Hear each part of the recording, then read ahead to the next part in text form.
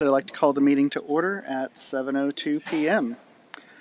We do have several commissioners absent this evening. Commissioners Megan, Crane, and Thompson will not be in attendance today. First up on the agenda, citizen communication.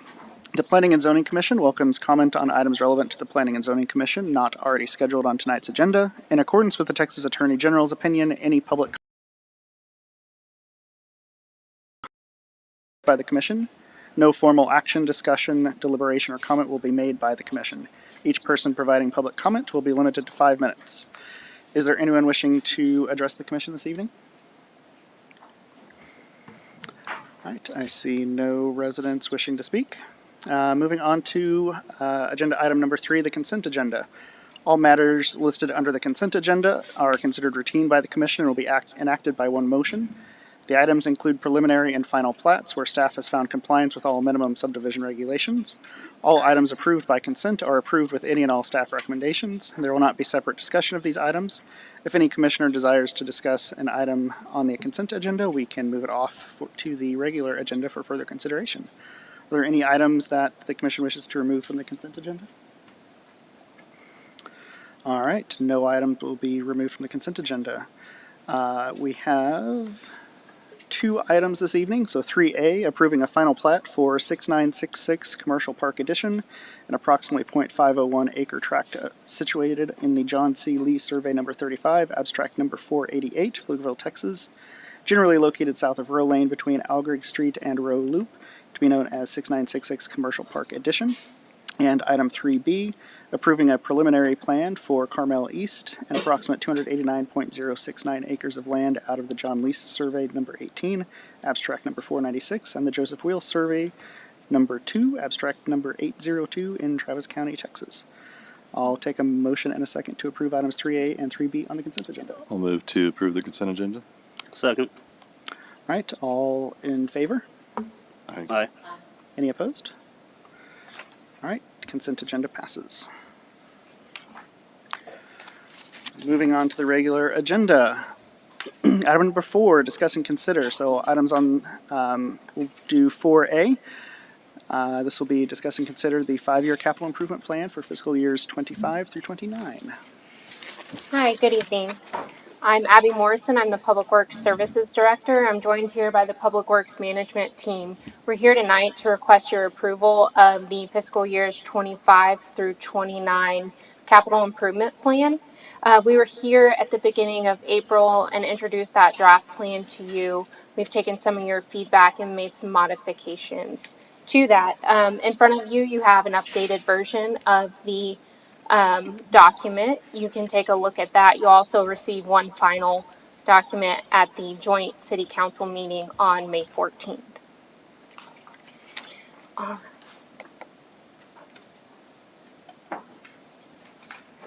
So just as a reminder, what is a capital improvement plan?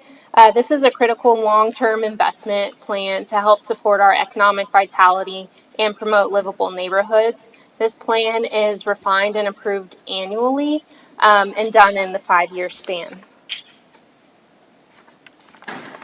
All right, and as an overview of our 5-year CIP plan, we have a large program, as you can see here.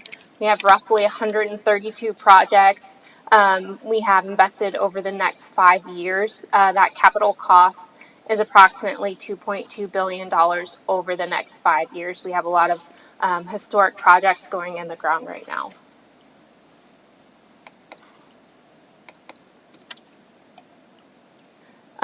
So your feedback and some modifications from the last time that we were here.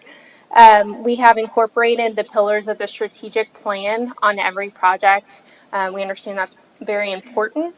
At the top right of every project, you will see one of these stickers, safety, economic development, infrastructure, or services at the top of the projects. And so that's what those represent. As you can see, most of our projects here represent more than one of the strategic plan, more than one of those pillars.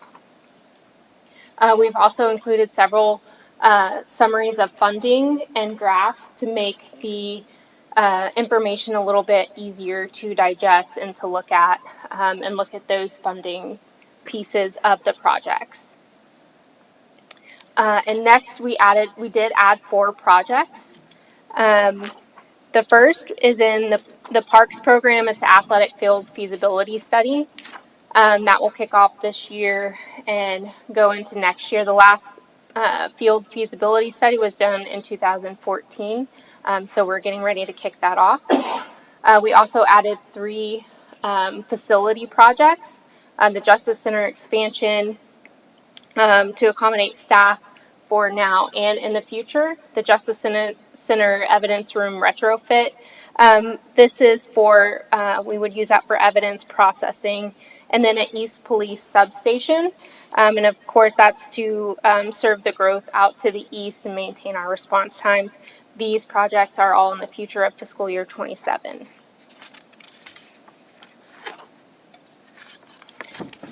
All right. And next, you'll just see here our adoption schedule.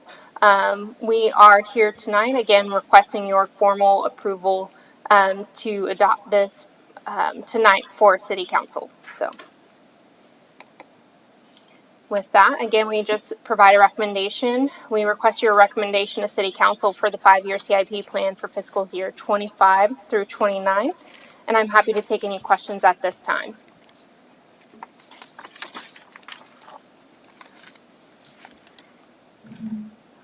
I'll jump in, and I do appreciate the changes that you made. I did notice that as I was going through the digital copy of the plan. Appreciate that, especially around the pillars and the outcomes for these projects. I think it's critical that we make it really clear to our residents where this money is going and how we're spending it. I think that's a great tool to do it, to make sure it's tied back to all of the great work that you all have put into the plan.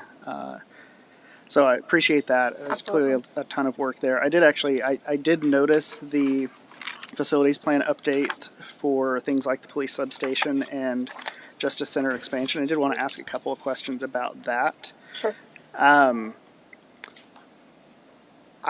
think the biggest thing was a little bit of sticker shock of it needing a $72 million police substation. Completely understand and would be supportive of having a facility on east of 130 for sure. So I was just wondering where that figure came from. I think as I was doing some quick poking around, I think a fire station is $10 to $15 million. The last time we invested in our library is around a $4 million investment. We obviously have a city hall that is at 70 to 90 million as well. So this feels like another very large facility that is probably going to need more justification to our residents. Sure. So this, I believe the East Police Substation, it was requested by PD, Chief O'Malley, and they have done several studies for the Justice Center for that expansion and looking at growth. They want to make sure that they're ahead of the game. Also, we look at if we need to purchase land, sometimes that cost comes in. We will look at refining that. This is a fiscal year 27 project. It's something that we know will be a need, and so we want to put it in the plan to make sure that we keep it on our radar. Maybe we go out for funding for it. Sure, yeah, I think it was well over $80 or $85 million all told between improvements to this building, which no doubt I'm sure they are needed, but yeah, another $72 million for a complete other police station. I think sounds like a lot for something to kind of be sprung into the plan. Certainly also completely understand that if there's land acquisition, that's probably done ahead of FY27, quite frankly. If we know that we are going to have that need, it's not going to get any less expensive out there for sure. So I think that's a potential thing that that should be looked into. Okay. Any other comments on facilities? Otherwise, I have some others in different areas, but Bring up my concern as well. go for it. No, I have the same question on the police station. I'm pro police, but this is very expensive. Is there like an actual plan, or this is just a thought? like the numbers came up, or you have like a building plan, Well, something that you're gonna purchase? we don't have that. So we're looking into that. There was a plan for the Justice Center and the expansion of how we could retrofit this building. And then the need, of course, is coming from Chief O'Malley and knowing that we are growing further to the east. Again, we have a couple of building projects going on where that cost estimate can be. Again, this is refined annually. So we would go through and sharpen our pencils every year as we get closer, looking at funding to justify maybe, refining that cost and looking at it.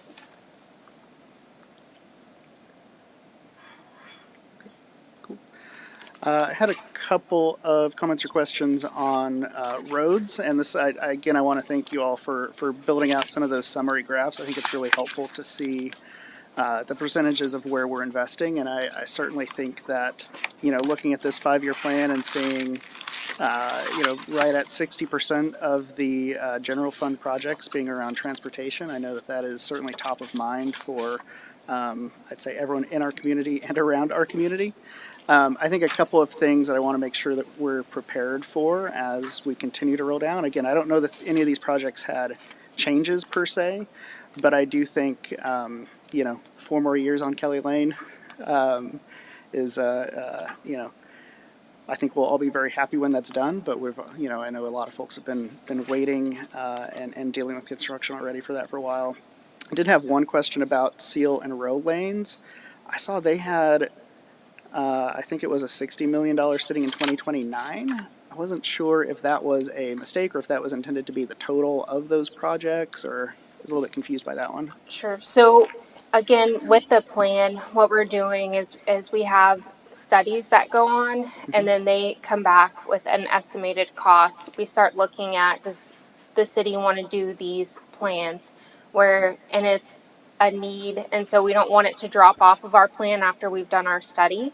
We want to make sure that we're still planning for the future if that's something feasible, and that's why that money is so far out. We want to make sure if that's something that we want to do, and maybe it will either get pushed out further, or maybe we do a study that says it's no longer needed. Got it. So that was more of a placeholder, if you will, for right now. Okay. Had just a quick comment on parks. I've been really happy the last couple of years, certainly in the approach of essentially earmarking funds for our trail and parks expansion. I think that's a great thing. One of the things that actually stood out to me this year, having seen it a couple of times now, is that those dollars, keeping them flat for the next 5 years, is actually probably going to go a lot less far than it has in the past. So that was actually an area where I wonder if potentially the next time we do a round of revisions on this, we should probably recast some of those, considering inflation and other potential market conditions of those types of connectivity is likely to get more expensive. But overall, really happy to continue to see, one of the gems of our community continue to be invested in.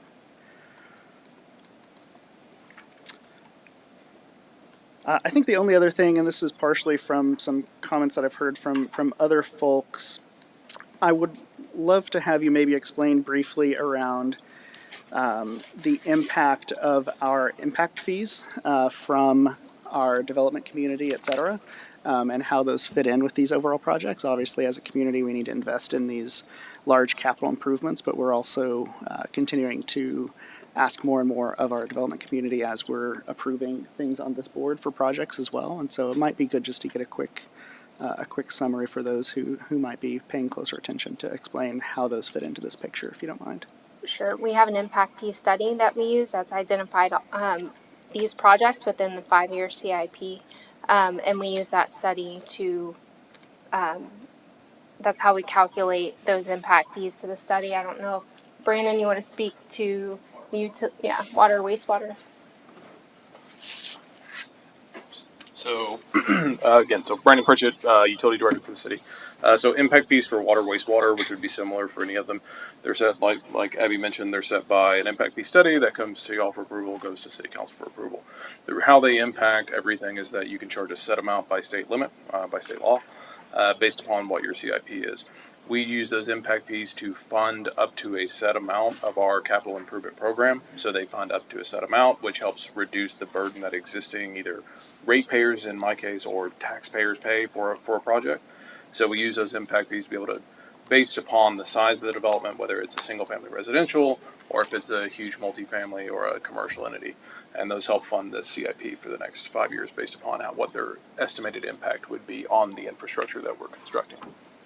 Does that answer your question? It does, yes, I appreciate that. And while you're up there, I might have you comment on one other thing. Obviously our water and wastewater rates are certainly top of mind for a ton of people in the community. Absolutely. And I know you've answered a ton of questions about that before. Yes, sir. But I did just thought it might be worth memorializing yet again, that we've got other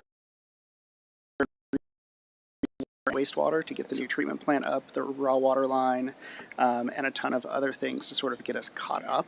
I wonder if you might want to speak a little bit more to that. I absolutely will. Thank you. So yes, it's essentially the big three of our water wastewater program. So you have the water treatment plant expansion, the raw water line, and the Wilbarger wastewater treatment plant. Those three projects all combined are about $550 million of our $1 billion 5-year CIP. So each one of those has a monumental impact on the city's water and wastewater future. If you are aware, you can't have anything else without water, wastewater infrastructure. The same with roads. So there's nothing happening for anybody else if we don't have water, wastewater to serve residents. So these projects all have a long duration of construction, very heavy investments into utility infrastructure with the intent of investing into the city's growth for the next 20 years. So we have to make sure that we are investing for that for the next 20 years or further if we can stretch it. And each one of those projects, I mentioned those three, there's multiple other projects, but those three are the biggest investments that we're doing, which of course serve the community for the next, as I mentioned, 20 plus years. Thank you for that. Appreciate it. Yeah. And I definitely hope as we continue the next couple of years, I know city staff, y'all have done a great job in securing those low interest loans and other sources of funding as well. So I'm hopeful that we'll continue to see those numbers come up and show up in these reports. I think that exhausted my list of questions and things I wanted to check on about, but certainly don't want to monopolize the time of the commission. Maybe I should ask when you were up earlier. I was looking at the reclaimed water side, and I know that we had had some good enthusiasm for the plan and the projects there. Is that does this represent kind of a full funding of the plan and the sort of the vision for that, bringing that system online, or was there anything that's kind of limited? And so, excuse me. So the 5-year CIP that we have in front of y'all has two reclaimed water projects. One that's currently under contract right now to get reclaimed water over to 1849 Park. So there's a second project within that 5-year CIP that moves it north along Weiss to hit the ISDs along the Weiss corridor. So we want to do that first before essentially, go as fast as we can right out the gate to make sure we can get people onto it and get, heavy industrial, multifamily, heavy water users onto it before we start the large, expensive capital improvements. Right. So in the grand scheme of capital improvements for water, wastewater, pretty small total. it's pretty small Right. on purpose. Okay. Right. So if we start getting a lot more interest, which we anticipate we will, because it's a lot cheaper rate, it's a lot better for us and them, and we incentivize that piece for them. That means that we'll have more people hook up, which then means more connections onto it, which means when we go to the next phase of that capital improvement for Reclaim, we have more customer and a larger rate base for that improvement. Okay.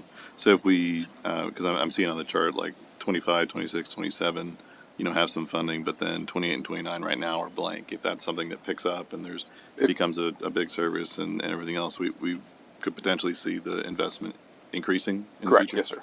sir. But we don't want to. It's a lot of money. Yeah. And it's without having a firm customer base, it's hard to really guess on what that's going to be. Now we can force their hand, but I feel like we want to incentivize it before we force hands.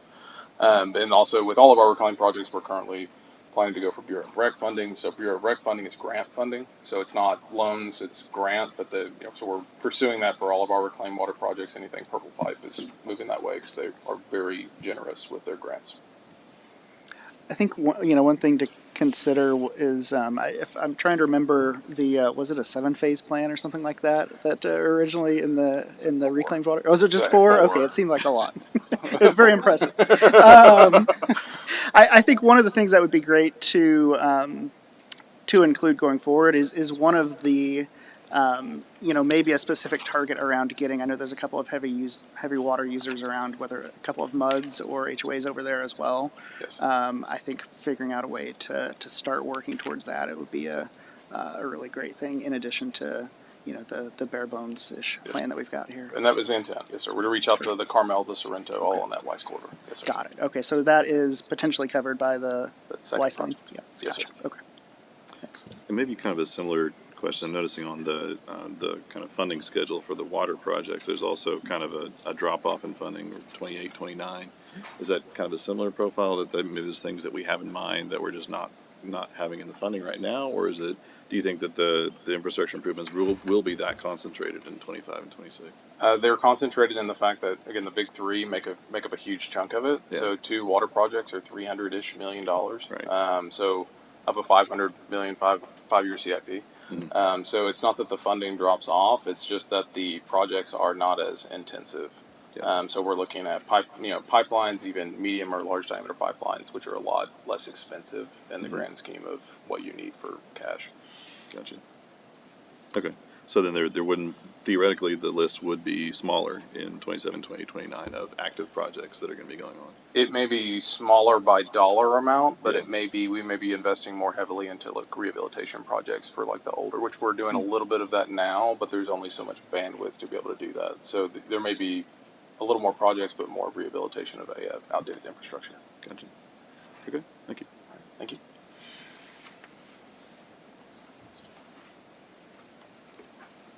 Others? All right.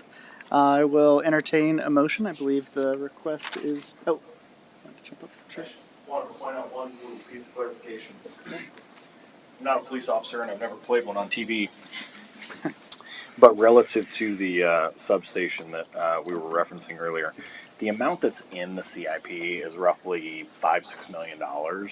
That is just for land purchase and a little bit of design. So if you think about a $72 million facility, that's because that facility is projected out past the 5-year CIP. So the amount of funding, while the total project is probably 50, 60, 70 million dollars, they're projecting those dollars way out into the future. So this is for a little bit of land acquisition and a little bit of planning and design money, if that helps.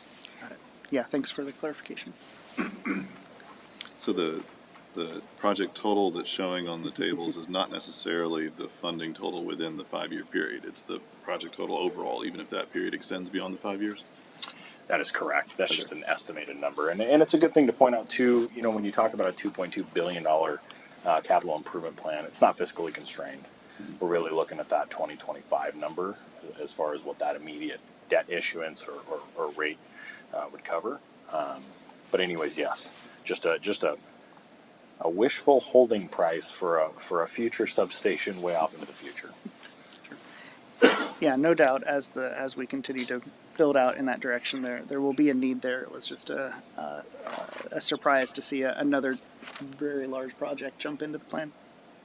And maybe also just one question overall, is there a specific, what are the interest in, what's the word I'm looking for, inflation rates that are assumed for the values that are shown? Do you know offhand? It's roughly 3% every year. Okay.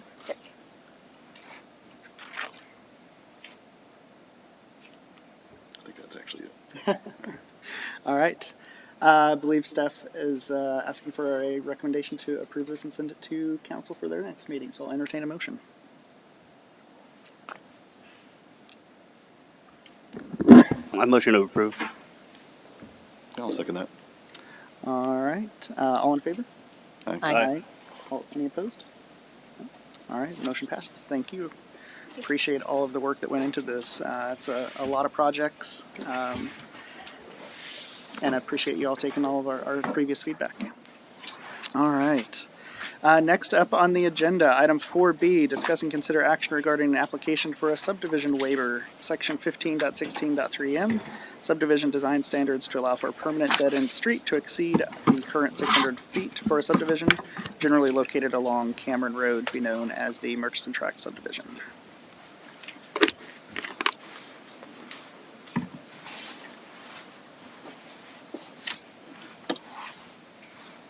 Good evening, Chair and Commission. My name is Nathan Jones, Planning Manager with Planning and Development Services Department. As mentioned, the item under consideration tonight is a subdivision waiver for a property known as the Murchison Tract preliminary plan.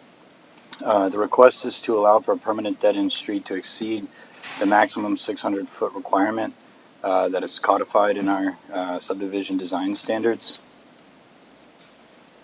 As I mentioned, this is part of the Murchison development, the overall Murchison development. You may remember this project coming through the Planning and Zoning Commission last year.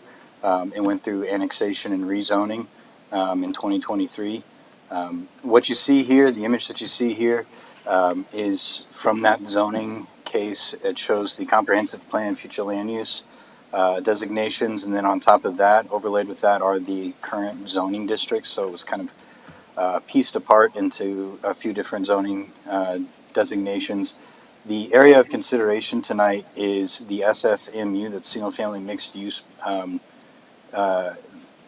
portion of the development that's in the northwest quadrant of the property.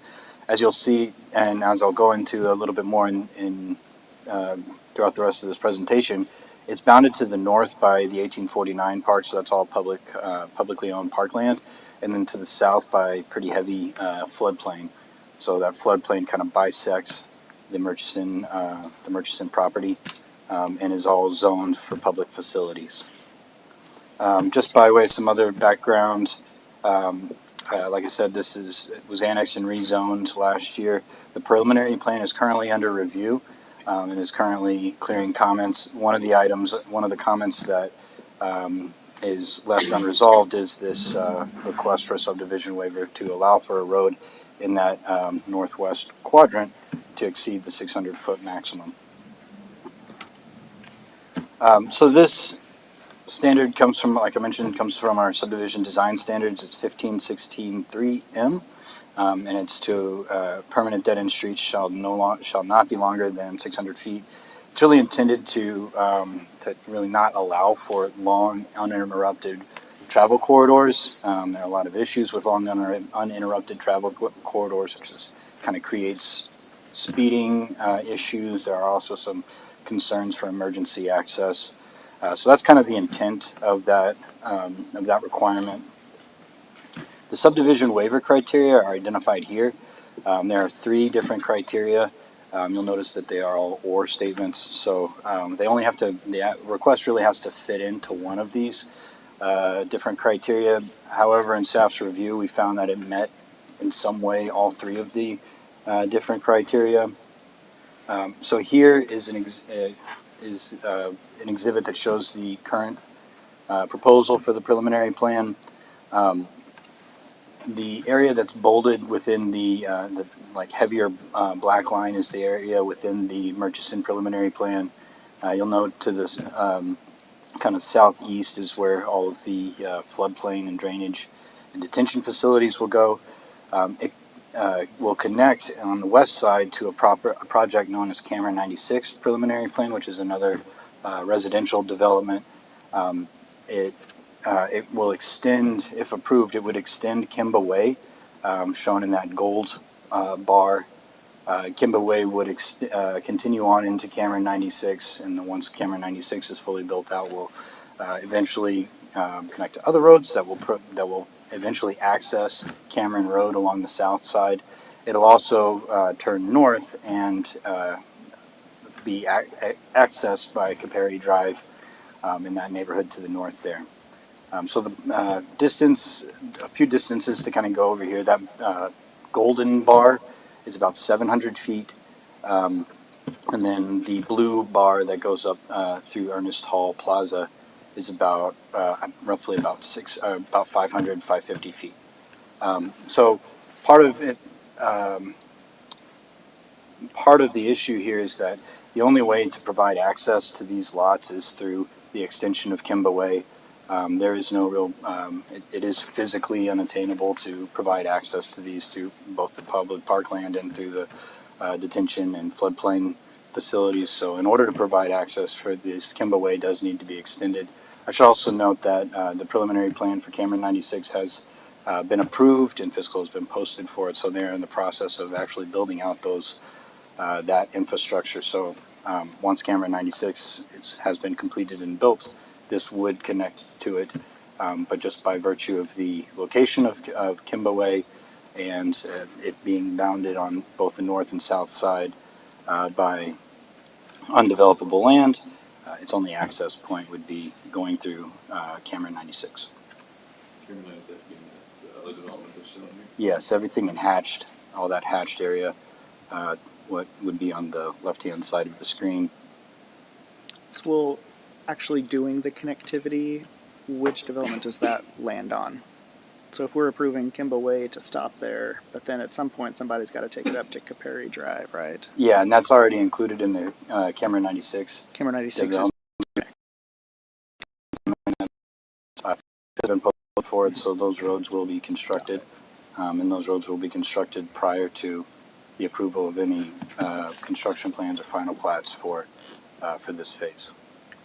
So this waiver, and again, I'm just making sure I'm following, is basically that Kimba Way will not continue to extend westward any further. That's the dead end in question? The dead end, Or the is dead that Kimba? ends, there's kind of two in question. There's one at the cul-de-sac at the northern section of Ernest Hall Plaza. So when you add up the intersection between Caperi Drive as it comes down into Cameron 96, that golden bar and that blue bar, when you add them up, that is what constitutes Oh, the it's the permanent two. dead end street, and that is over 600 feet. There's about 300 feet within that will exist within Cameron 96, and the rest of it to provide access to those lots that are proposed in the Murchison plan. It needs to be extended, and that extension is what would go beyond the 600-foot maximum. Sorry. No, go ahead. Is the little extension going into the floodplain? Is that mandated by any rules or anything? I believe that's partially there to provide emergency access turnaround. So if there is an issue with emergency access vehicles being able to navigate those turns, that turn is provided there for that reason. Okay. Yeah, because it seems kind of a strange place to put an end like that, since there's obviously not going to be development in that direction in the floodplain unless it was like a public facility or Right. something related to the stream. And as I mentioned, the preliminary plan is still under review. It hasn't cleared all comments, so this would allow for it to, what action by the commission tonight would allow for a road to be extended beyond 600 feet. The commission can add conditions if you see fit, or otherwise direct city staff in our review of the preliminary plan. Just to kind of, so you can recall, preliminary plans are generally administratively reviewed and then approved by the Planning and Zoning Commission once it's met all of our minimum standards. So in our review of this, we could not administratively clear this comment unless the commission approved the extension of the road. Gotcha. I should also say, so I'm going to get to my final slide here. Staff recommends approval of the waiver upon review of the request based on the approval criteria identified in the UDC. Staff found that it met all three of the criteria, so we recommend approval of the request. The That- waiver is only specifically on that item, the 600-foot Yes. dead end street type. Okay. And so that does conclude my presentation. I believe the applicant is here as well if you have any specific questions for them. Thank you. Mhm. Okay, I'll entertain a motion if there's no other comments or discussion. I'll move to approve. Second that. All right, we've got a motion to approve in a second. All in favor? Aye. Aye. Aye. Any opposed? No opposed. Motion passes. Thank you. All right, moving on in the agenda to item number 5, we have 2 public hearings this evening. The commission welcomes comment on the following items. Each person providing public comment will be limited to 5 minutes and will be asked to state his or her name and address for the record. Item 5A, Ordinance 0772, to receive public comment and consider an application to rezone a 1.6 acre tract of land known as Lot 2A Block E of the amending plat of Block E, 685 Commercial Park Subdivision from GB2 zoning district to Urban CL4 zoning district to be known as the 2205 FM 685 rezoning.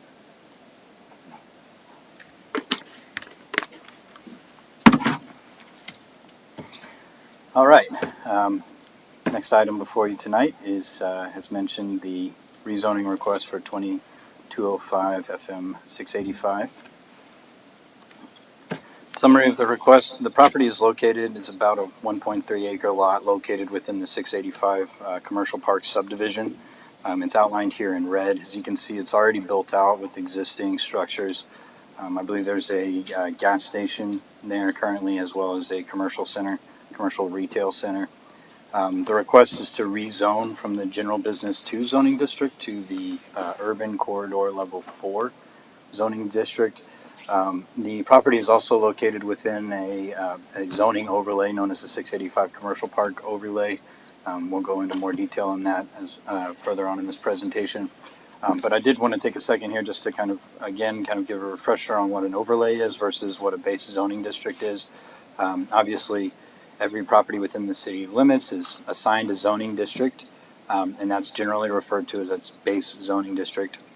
However, in certain areas, generally geographically constrained areas, there's an additional layer of zoning known as an overlay. The downtown area has a downtown overlay, and this is another example of it within the city limits. The overlay generally adds additional site design or land use criteria to specific uses within the overlay. It kind of gives a little bit of a unique development guidelines for areas for property and development within the overlay. But again, the request tonight does not change or remove this property from the 685 Commercial Park overlay. It's just to reclassify the base zoning district from the general business 2 to CL4. Are there other CL4s in that overlay already? I don't believe so. Okay. I have a couple other slides further on that have kind of detail it a little bit more. So by way of background for this property, it was annexed and zoned to a zoning designation known as the General Industrial Zoning Designation back in 1997, and it was platted in 1998. In 2007, the City Council adopted the corridor districts and initiated rezoning of all the properties within the corridor. At that time, they assigned rezone this property to the CL4 zoning district. However, a couple of years later, upon property owner initiated rezoning, it was rezoned back to general business 2, and City Council also adopted the 685 Commercial Park overlay. The property is highlighted here in black. You can see in the black square or rectangle. It's located within that general business 2 block. To the north is GB1 property and agricultural uses. To the east and south are properties within the overlay, and both of those are general business 2 as well, with some light industrial back on the interior. And then to the west is Texas Highway 130. A little bit about the 685 Commercial Park overlay. I pulled this language from the UDC purpose statement for the overlay. And as you can see, it really was designed to kind of foster redevelopment over time for the existing commercial and light industrial uses that are there, and then provide path forward and guidance for redevelopment of those properties over time. It's divided into 2 development areas. There's Development Area 1 and Development Area 2. Development Area 1 is where this property is located. And within Development Area 1, the overlay identifies some specific uses that are allowed by right, some specific uses that defer to the General Area 2 site design standards. However, for all the uses that are identified within development area one, it defers to the base zoning district. And then for those very specific uses that are identified, it provides some additional site design requirements for those uses. So in a case where a use or a site design standard does not match the overlay, the stricter or the most restrictive of the two would be the rule that we would review a site plan based on, for example, or a use approval of a use for a certificate of occupancy. I think that's it for the overlay. The 2040 comprehensive plan identifies this as mixed use commercial. And again, the intent of that future land use is to redevelop the corridor with high intensity commercial and residential uses, especially along the frontage roads, being careful and mindful of how those impacts on the more residential uses further to the east. The comprehensive plan also identifies different uses that are compatible within that future land use. So here, for residential uses, garden-style apartments and urban apartments are identified as compatible land uses, but more so neighborhood scale, community scale, and regional scale mixed use, and regional office, commercial, regional shopping centers, and civic and recreational uses along that within that future land use. The corridor districts are exactly that. They were designed to incentivize redevelopment in that more urban feel along the corridor. It's intended to, again, this is another quote from the description of the zoning district. It's intended to create vibrant and walkable neighborhoods and employment centers along SH 130 and SH 45.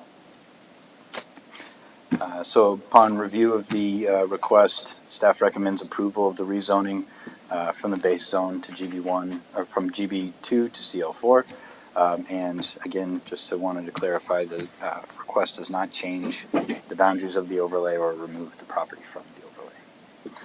That concludes my presentation. I believe the applicant is here if you have any questions for them. I have a little bit of concern that if there's not already CL4, whether at the time that the overlay was put into place, whether it considered the possibility of there being CL4 within that area. Is that, I don't know, is that like a reasonable concern to anybody else? Because I'm looking through the list of development types, and I haven't kind of cross-checked it against CL4, but I'm wondering if there's anything that would be available in CL4 that's not already addressed in the uses that are listed in the commercial 685 commercial park overlay.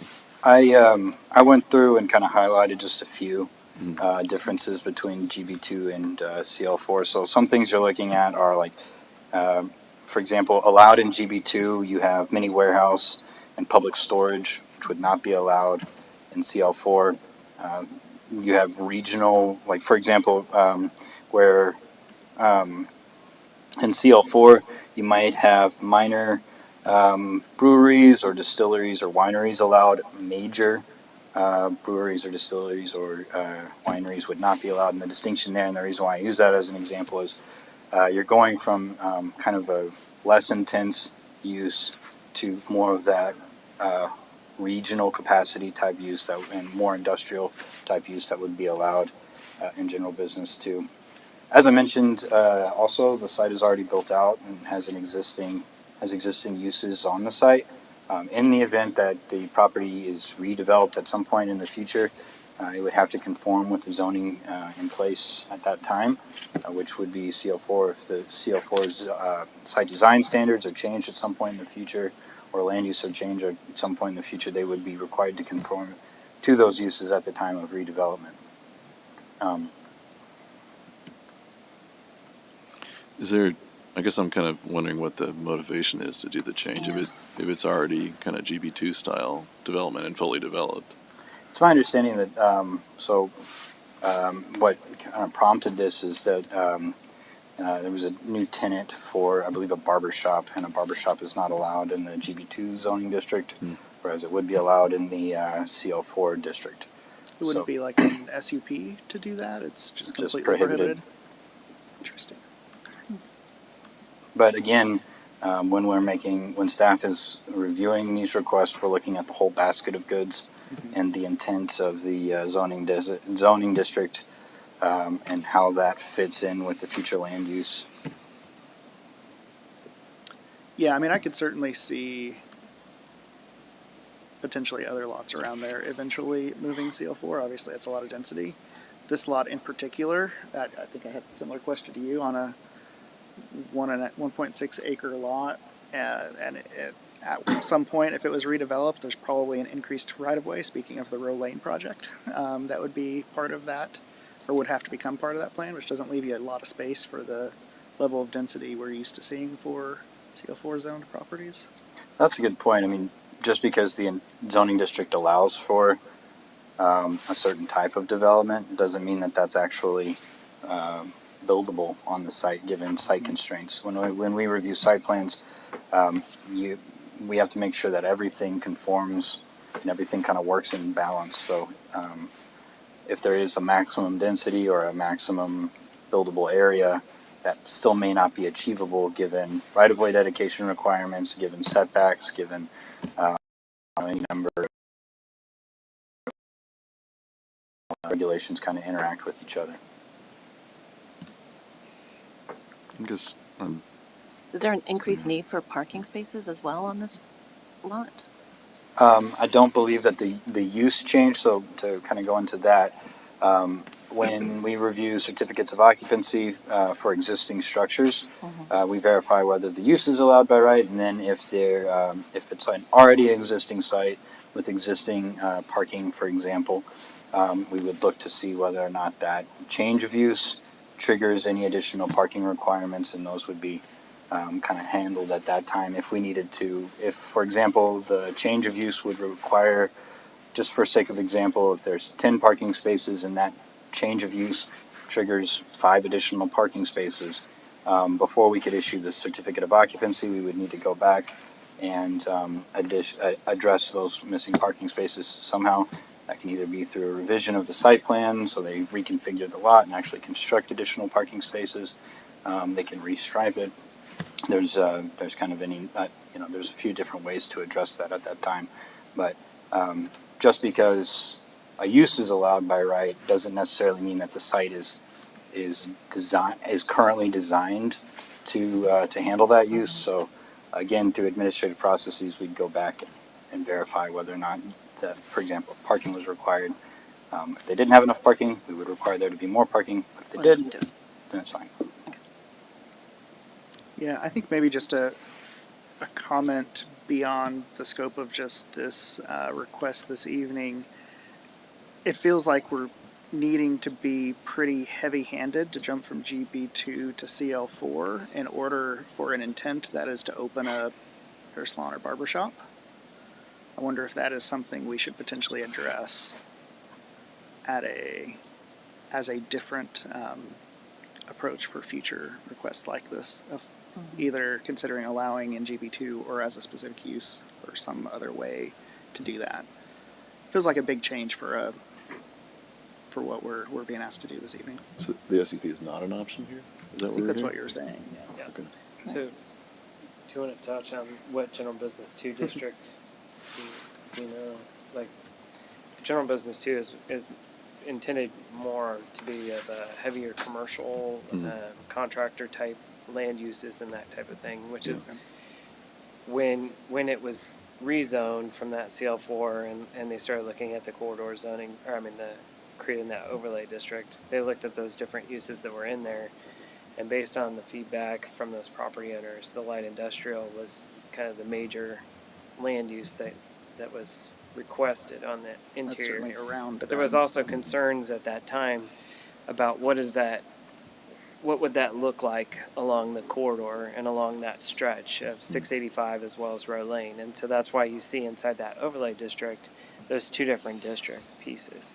So it was zoned the CL4 zoning district. That was what was envisioned to be in that kind of quadrant. And then again, through the landowners coming out, having concerns about their land uses no longer being permitted by right or within that context. That's where that concern came from, and the overlay got created. In this kind of situation, establishing a zoning district that helps to feed those retail, commercial types of land uses that you might see along those corridors, that's where that CL4 zoning district was looked at. Were there other options given to the owner that would have achieved the same goal, or is this the only way that they could put that use on that property?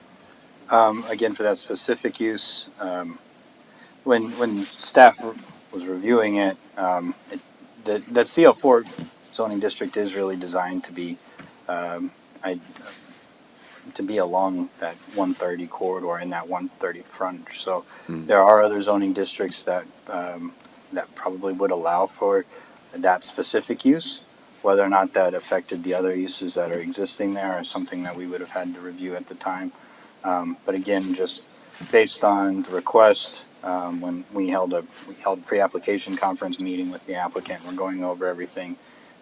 Given the future land use and what the future land use calls for in that area, and the fact that the corridor, the CL4 corridor district, was designed for those kinds of, for cases like this where properties along the frontage are requesting to rezone to a zoning district, we generally will look at the corridor districts and recommend the corridor districts as opposed to down zoning to retail or GB1, for example. I see. So there's a little bit of a precedent setting here, given that this is where we want this area to move towards anyway, which we have had a couple of other cases in the last few months along here as well, right? That were, Right. moving to CL4. So those were approved before CL4s from GB2s? Or GB2s to I CL4? believe so. I'm trying to remember this, but there was, Yeah, so the Too history recently. was to go the general industrial, then it became CL4 zoning district, then it went into the rezoning to the GB2 for this particular property with with that overlay. Okay. Because like two meetings before, there weren't very many happy homeowners having, like, excited that tilt walls were going to happen. I know tilt walls not going to happen here. There'd be a lot of stuff that would have to happen because there is a gas station. So there's a lot of you got to take out the tanks. You got to do all these other things, which Yes. obviously not a lot of people know about. Yeah. But I think that the residents would be upset that they're driving down Row Lane and there's a big, what is that, storage center. I think it's like a 3-story storage building. And then they might be upset that there might be another storage building right next to them. So by way of precedent, I guess in recent zoning over the past year, recent rezonings along the 130 corridor, a few that come to mind are there was a PUD that was approved a few blocks to the north, I believe. There was also Steeds Crossing re-subdivision that was CL3 and I believe CL4 immediately along the frontage. So again, when we're reviewing this we're reviewing it based on the comprehensive plan first and foremost, and then other action by council and other direction from council. And so in looking at some of those more recent examples, again, the district that staff recommended for approval would be the CL4 district. But again, the recommendation is to the commission, and that recommendation goes on to city council for final approval. I mean, I don't want to stop a barbershop and a business owner to not have a business running, but I'm also thinking about the residents behind. So there's no other option? I do think there's at least a couple of blocks in between the residential. Yeah, there is, but Not that they that were would very happen upset forever, but- two meetings ago. I'm just thinking about them. Hmm. But I do appreciate a commercial business, so rock and hard place. Yeah, I think my hang up is maybe the fact that CL4 includes quite a few residential uses. And maybe the opposite of our usual struggle is that, we have a specific development and we have to think, no, I don't want to approve that one development. I have to think about zoning and stuff. We don't need it. But in this case, I feel like approving the CL4 would open it up for redevelopment as a residential property. And I don't know if that would be the best fit considering the land uses of the adjacent properties. But I mean, unless they were done kind of in a more wholesale way, but I don't know. With you, I think it would be really difficult unless someone was acquiring the land around it and also rezoned the stuff that's light industrial that's surrounded by them. What's the red on the comprehensive plan map that was attached? I can't read the legend. Mixed use commercial. This Yeah. is commercial. Yeah, I mean that seems to be. I mean, to me that sounds like not residential, but or is that meant to be like CL? Yeah, the mixed use commercial does, again, that mixed use component does call for some residential uses. Oh yeah, I guess mixed, Along yeah, with, okay, the you're right. commercial Yeah, that does make uses. sense. Okay. And with the recent code amendments to the corridor districts, those residential uses have additional requirements that they would have to comply with. So, Is there like a minimum size for development of residential development within the CL areas? Because I feel like most of the ones we've seen have been pretty big developments. And I think personally, I'm more receptive to somebody's coming in with a big development. Mixed use, to me means there's a lot of different things that are available in the same development, rather than a lot that's a gas station in a small commercial area. I struggle to see how that could be developed as mixed use within that area. I do think it'd be difficult. Could you go back to all the allowed uses again? I apologize. so these are proposed. So this is from the comprehensive plan. These aren't the same as the specific uses that we have in Right. our UDC. These are just uses that are identified as being compatible within that future land use. So that mixed use, commercial, future land use. Here you see that garden style apartments or urban apartments would be considered compatible uses, but duplexes and townhomes and single family homes are not compatible. So if the request had been to rezone to the SF, single family residential zoning district, for example, we would have looked at this chart and said that's not a compatible zoning district based on the uses that are allowed in that district. But you see the mixed use at different scales being identified as compatible with the future land use, and the type of uses that are allowed in the corridor in the CL4 zoning district. It's, in staff's view, met those regional and neighborhood level mixed use goals of the comprehensive plan. As opposed to say, because really I guess the other viable option, but would not hit that bar that you're describing with regards to the comprehensive plan, would be going to a more of a, I don't know what exact one it would be, but basically a retail level zoning, right? Or does Below, that not work because of the fueling station? yeah. So there's GB1, of our okay. commercial districts, the least intense is neighborhood services, and that moves up from in intensity. And when I say intensity, it is kind of a basket of different things that can define intensity. We have land uses that are allowed that kind of go into that bucket. We also have different site design entitlements, so you get more height as you move up the scale. So it goes neighborhood services, and then the retail zoning district, and then GV1, general business 1, general business 2, and then you start to move in beyond that. You start to move into the industrial uses, light industrial and general industrial, and then kind of aside from all of that, we have these corridor districts, CL3, CL4, and CL5 that kind of operate in the same way, where CL3 is more of the residential, kind of suburban residential uses that would be allowed. CL4, which is a mix, and then CL5 is the highest intensity zoning district that we have that's really intended for those large regional nodes at the intersection. For example, the properties at the intersection of 45 and 130. And did we have any phone calls, emails, letters, anything from people within the notification area for this one? No. Yeah. Okay. We do notify, also to go into the notification, just to kind of lay it all out. We're required by state law to notify within 200 feet of the property boundaries. We go above and beyond to notify within 500 feet. Just given where this is located at, I don't think that there were I don't think that very many, if any, residences were included in that notification area. We did post signs on site and posted the notice for the public hearing in the newspaper as well, in conformance with state law. Any other questions or comments for Nathan? Otherwise, I'll sort of make sure we are in technically a public hearing, so let's see if anyone else would like to speak. All right, is there anyone wishing to speak on this item? Okay. No residents wanting to speak on this item. I'll move to close public hearing. Okay. All right. Can we get a second for that? Close the public hearing? Yeah, second that. Sorry, I just shook my head. I apologize. All right. Oh my gosh.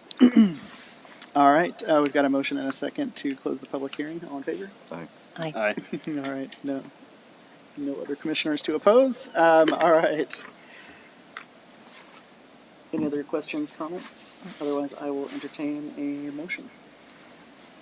I think in general, I just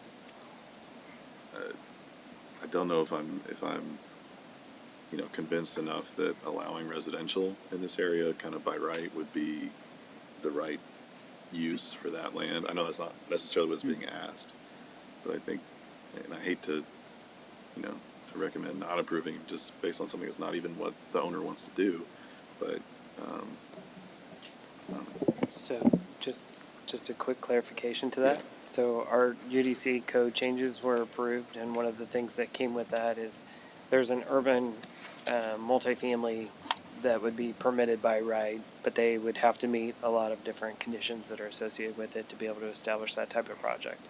The other kinds of residential, I've pulled it, most of those require a specific use permit, which would be the multifamily suburban.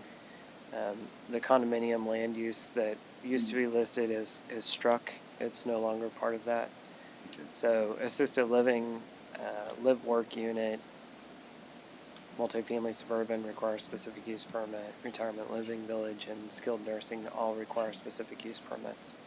So I just want to make sure that you knew that it's not just by right that they would go and put a house there or something like that. That the only type of land use that would be permitted by right is the urban multifamily in that CL4 zoning district if they met the other conditions. Yeah. In case that's helpful. And realistically, there's a gas station there, so the EPA would have an issue. Like the cleanup would be, you have to remove the tanks. There's just a lot that goes into it. But, sorry. No, that's true. There are underground. So I storage get the residential issue. I was more concerned about like a bunch of tilt walls going up there. Sure. Yeah, and They're that's, pretty, but not that pretty. that's kind of where my mind has been going as well. Is I think it'd be exceedingly difficult to redevelop this into something that is of that type. Mm-hmm. Again, I'll bring up, like, I'm sure the next time a site plan came up, like, there's probably going to have to be an increased right of way for row, right? So like, and you're already cutting into a 1.6 acre lot there. Well, there's already a Now median somebody cut. started There's buying already the other a lots around it. You decel could see lane that, there. But then again, they would still have to come back and maybe asking for CL4 for the new properties if they acquired those, I think. But you already have a decel lane right there at Row Lane, don't you? If I'm I think not mistaken, there there's is. a decel lane. Yeah. Yeah. So that's already covered. Sorry. All good. It's a few little tidbits that I might know. Certainly. I'd Yeah. struggle to want to set a precedent that, we can take one little lot and make it a CL4 here and there. Yeah. But at the same time, it could be, okay, well, we do CL4 here, we're kind of projecting that, this is what we want the whole stretch to be. So if if there is a redevelopment that moves in that direction, maybe CL4 is the answer, but I don't know, I'm kind of struggling. Is the owner here? Yes, the owner's here. Maybe the representative can chat. Yeah. So I mean, he has some concerns. So maybe You can come up and speak at the podium if you'd like.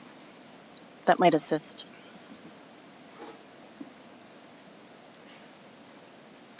My name is Nabil. Basically, what happened is there was there El Taquito restaurant. So about a year ago, they moved and built their own place. So from a parking spaces, I think we're okay. After Taquito, a small bakery came, and then they moved away in November. So a friend of mine were talking about opening a barber shop. So I said, yeah, I thought about it. Didn't think about checking with the city of Pflugerville if a barber shop allowed, because they have a gas station, a dry cleaner, a pizza, a donut, and sports bar. It's all full. So we already, the tenant already invested all the money, bought the chairs, everything. We applied for a permit to do the remodeling.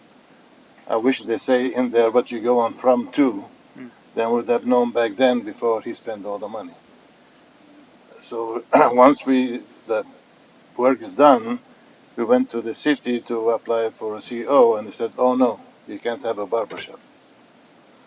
So I talked to I think Zainab, and she recommended, based on the area where I stand, to go from GB2 to CL4, And I said, is there an easier way to do that? She said, no, all that area there is on I-30, I think is zoned to be CL4, something like that. So I just went with their recommendation. I have no plan to demolish my two buildings. It's all leased. I'm happy. I just did something that I didn't know I'm not supposed to do. Right. And I wish there was an easier way, but that's where I am now. What's the intended use as far as in the table of the development UDC? The intended use that he's talking about for the barber shop, what's that called in the UDC? Specific use? Yeah, or I mean, I'm just looking in the table to see what the. Oh, personal services. I believe. Personal services. Okay, so it's NS or GB1, and then no options for special use permit on any other non-residential districts, at least. Okay.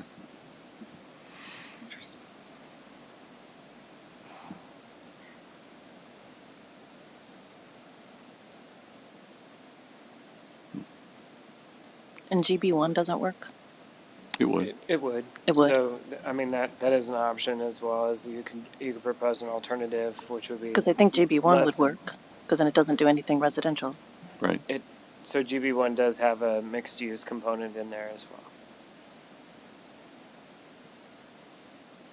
There's also, I think, additional land uses that are in GB1 district that are not inside the CL4 district, which is one of those other pieces to look at. Oh, I didn't realize that GB1 had those same residential uses allowed. Similar to CL4, honestly. Okay. Oh, it is really close. Yeah.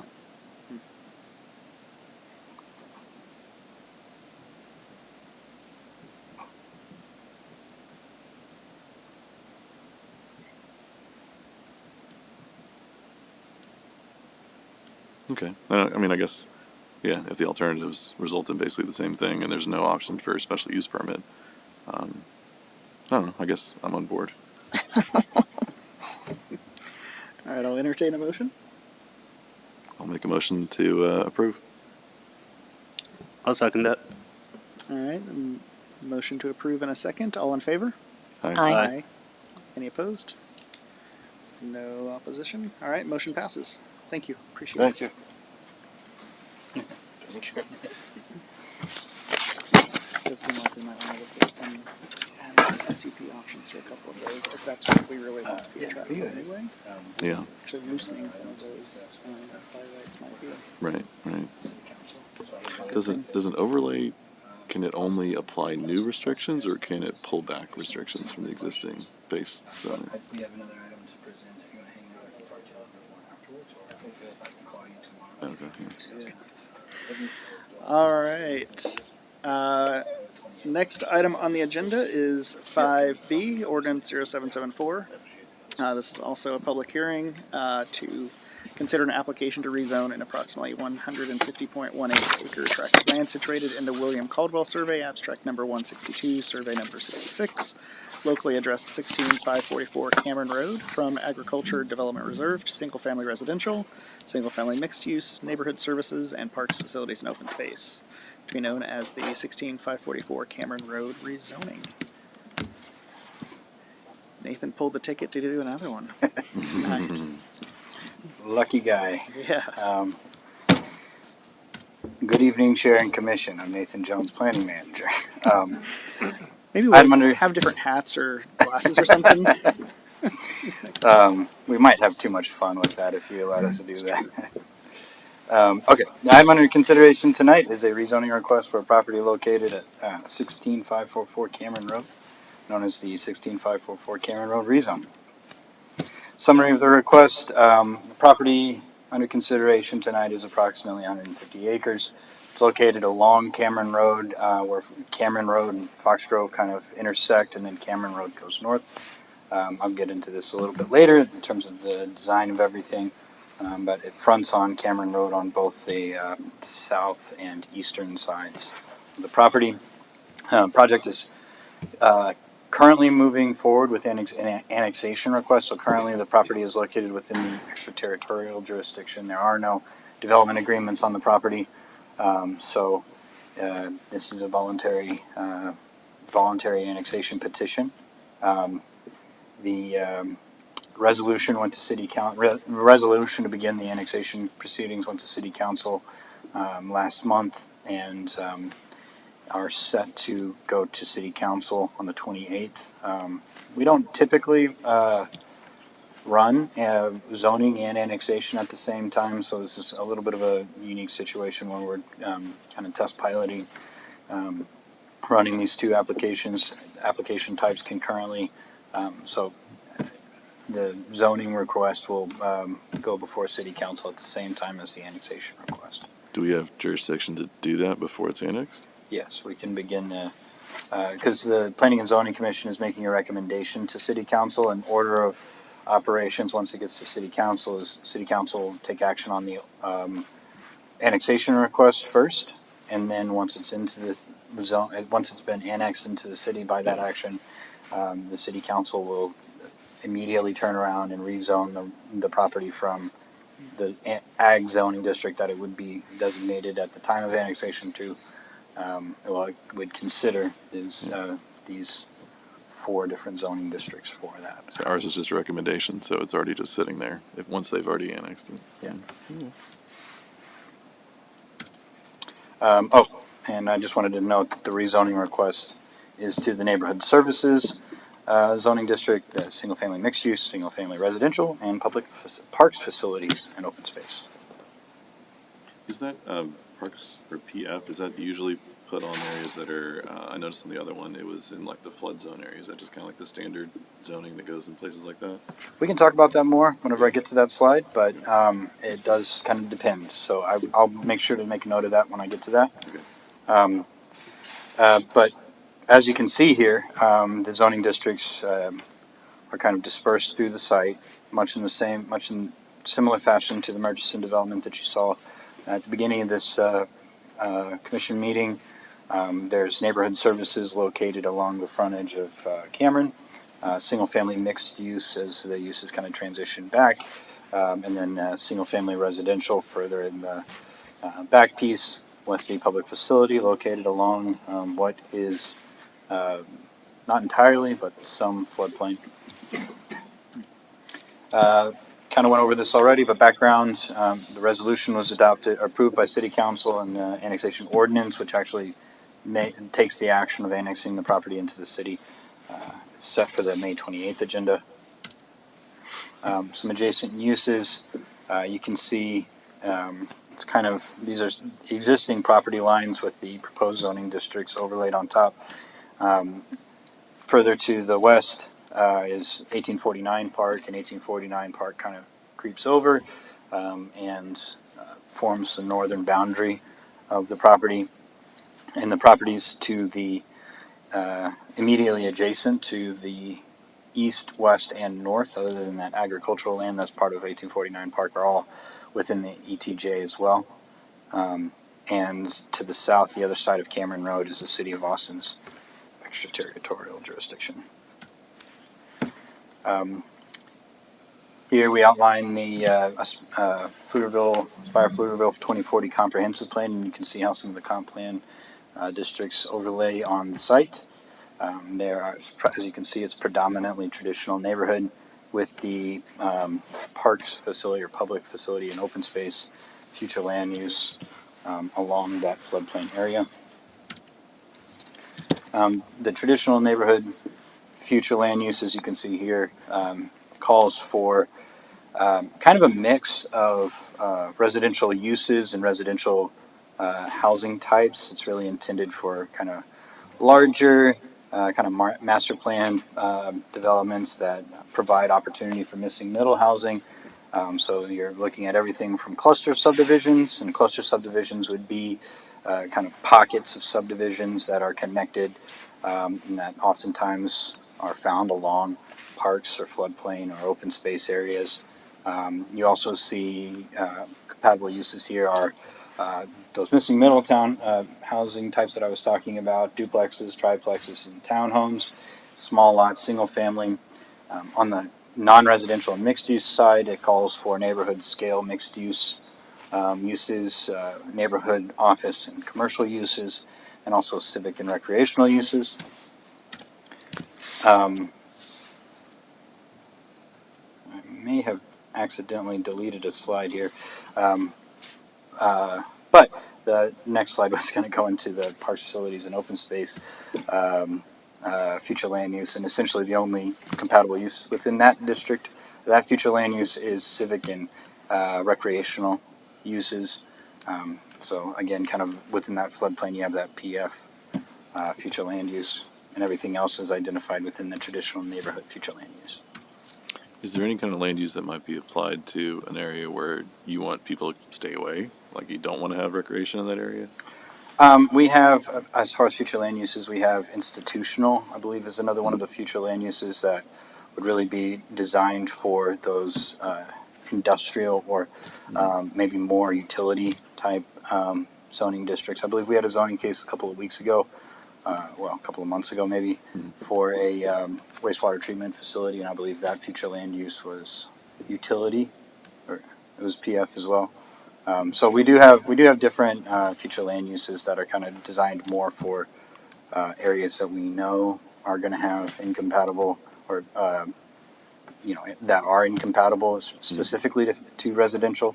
That's part of the reason we have these compatibility charts, is to direct city staff and you all, when you're making these decisions, as to the how compatible these uses are within that area. Yeah. I'm just wondering if there's anything about the PF zoning that mandates that there is public access to that area. If it's civic recreation area, you would think, okay, then it should be publicly available. But is that something that's tied together? It kind of can be. So the zoning district in and of itself will not create parkland, right, or open, or really I'll speak specifically to public parkland. That's done through the subdivision process, where the area is the amount of parkland is determined based on the number of dwelling units that are proposed, and so that all happens through the subdivision phase. But this would allow no other uses to be proposed in that zoning district. So that zoning district also does not allow for the PF zoning district that's proposed there. Does not allow for any residential uses. I believe it allows for places of worship, city, governmental facilities, and things like that. Again, if approved, residential uses would not be allowed within that zoning district. That doesn't mean that it automatically is parkland. We still have to review it, and once we get to that stage, we'll do our normal review, make sure that it's not polluted and that it is actually parkland that we can accept, and that it serves a public good. But again, this sets it aside and makes it so that it cannot be used as housing. If it's privately owned land, the owner decides what to do with it. Yeah. All right. So starting at, I'm going to start at the south and make my way northeast. So along the frontage, you have the Neighborhood Services Zoning District. And this again is a quote from the zoning description. It's really established to create limited retail and serves the day-to-day needs of adjacent residential uses. So these are corner stores. These are types of uses that are allowed by right are things like corner stores, small office type uses, just different types of uses that, again, instead of having to drive across town to take your dry cleaning or to pick something up from pick up a soda or something on your way home, those are the uses that are generally allowed by right within that neighborhood services. So things must have got out of order. I apologize for that. So moving north, you have the single-family mixed-use zoning district. So again, this is also intended to satisfy that small lot, single-family attached and detached housing type. It allows for some duplexes. It does allow for it does have a mixed-use component where commercial can be integrated into residential use. We have additional conditions for such a scenario. Those conditions typically apply at the site plan, so it has to be integrated within essentially a vertical mixed use. So when you're thinking of housing types, you can think of that corner store that has a shop at the bottom and maybe an apartment on top. But all of those types of uses are allowed by right within the single-family mixed use from a low to medium density. And the recent code updates would apply to this as well with regards to the square footage rules and things like that. Right? Those code updates or not for this, right? Not for single family. Yeah, those code updates were for the corridor districts 3, 4, and 5. No changes were made to the SFMU zoning district. So moving up past that, we get to the single-family residential, proposed single-family residential area in the back. This is again kind of more intended for those large master planned types of communities. There are additional codes or additional conditions for the residential. So developments between 10 to 50 acres have a certain minimum lot size, around 700 or 7,050 minimum. What am I saying? Not 70. About, what was that? 7,500 minimum square feet for minimum lot size. And anything larger than that is where you gotta get to. It allows for smaller lots, so it really is kind of intended to create development patterns that get to that missing middle variety of housing type uses. And then along that floodplain area, in accordance with the future land use, they've proposed parks, facilities, and open space. Again, this is really intended to serve community needs for providing public parkland and open space. So staff has reviewed the proposed uses. The neighborhood services and SFMU uses allow for light commercial uses that serve that neighborhood need. And the housing types allowed in the SFMU and SFR, again, kind of provide that small lot, missing middle, and mix of residential housing types that are called for in the future land use for this area. So with that, staff is recommending approval of this rezoning request. That concludes my presentation. I believe the applicant is here as well, if you have additional questions. So NS has a limited restaurant. What, can you explain that? Yes, let me pull it now.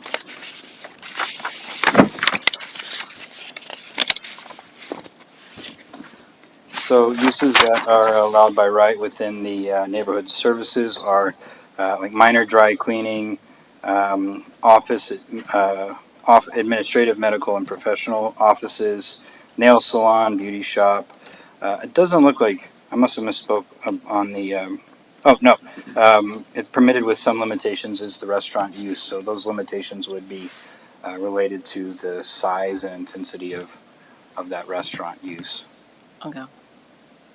So they couldn't have, they could have maybe like 5,000 square feet with a grease trap and like a brewery, not a brewery? No, a brewery is not allowed by right. Is not one. So we do have a brewery as a kind of going back to that earlier discussion, we have minor and major designations for specifically for breweries or distilleries, and the distinction there is really the size and intensity. So you can think of the more industrial type breweries that would have very, very large tanks or whatever. Yeah.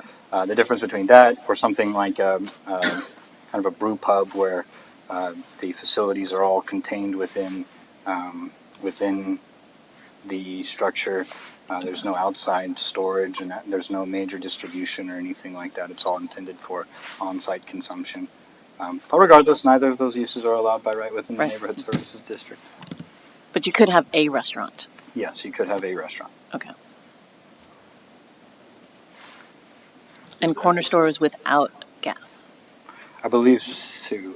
And this Retail seems- services. So yeah, I was okay. referring more to like the corner store, like not a gas station. Not a gas station. Okay. Is the applicant the owner of the entire property that's being annexed? Yeah, the property owner does own the entire property. The applicant, we've been primarily working with their land use consultant, and they'll not that. So let me go back to another example. I guess the question again is that the annexation and the rezoning wouldn't necessarily be forced on somebody who's not asking for it right now. No. There.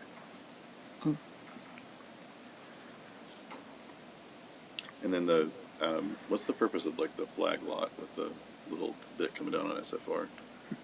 That's following there's actually I think a utility easement. I believe it's a transmission facility utility easement or telecommunications utility easement that goes up through there. So that cutout really separates out the two single-family mixed-use districts.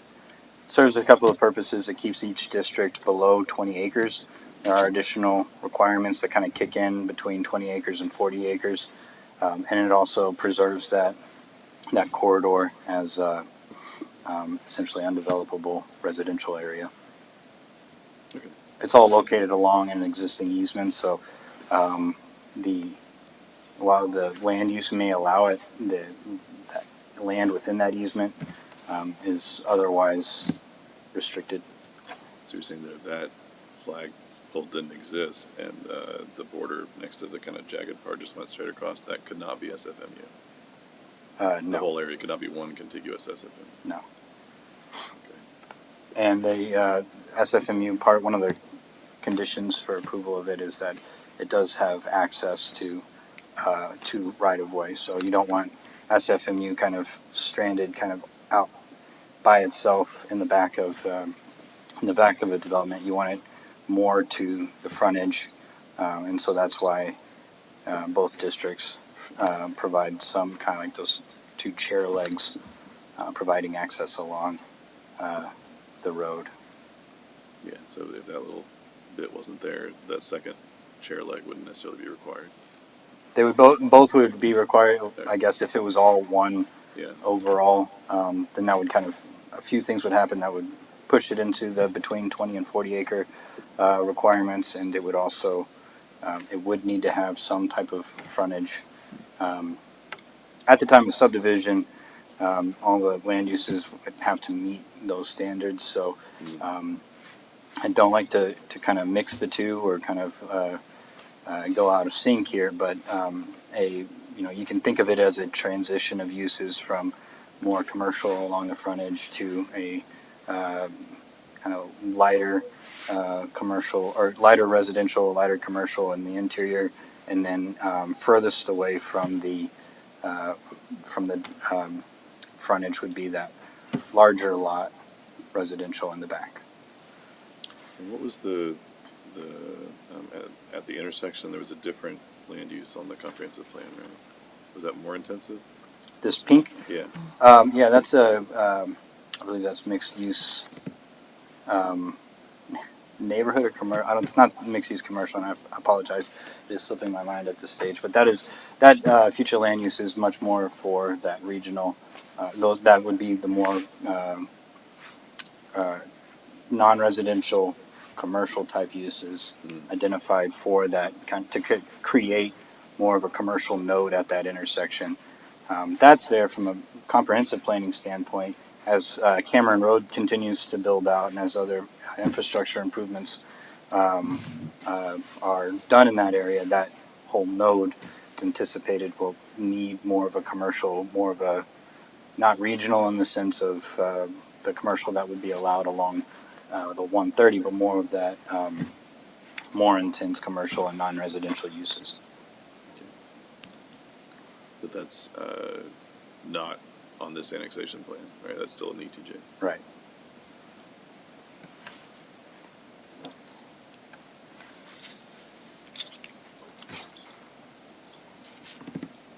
How many acres is that is the commercial or That- neighborhood services? At that corner? Yeah. Or no, No, not the corner. The neighborhood services? Yeah, neighborhood services. Let me pull my staff report up real quick. In my staff report, I outlined the acreages of the different districts. So SFMU is, there's a 20 and a 19.9 acre. Public facilities is approximately 37.5 acres. SFMU or SFR is about 52.2 acres, and the neighborhood services is about 17.7 acres.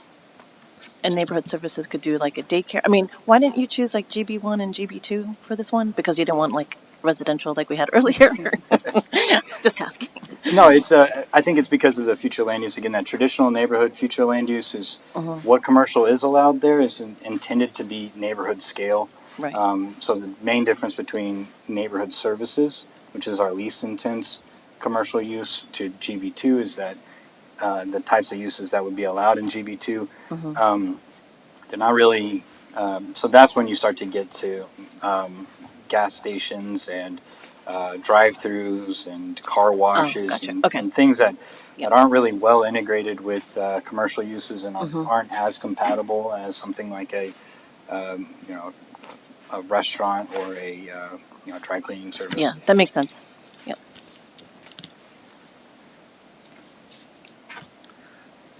Were there any members of the public wishing to speak this evening?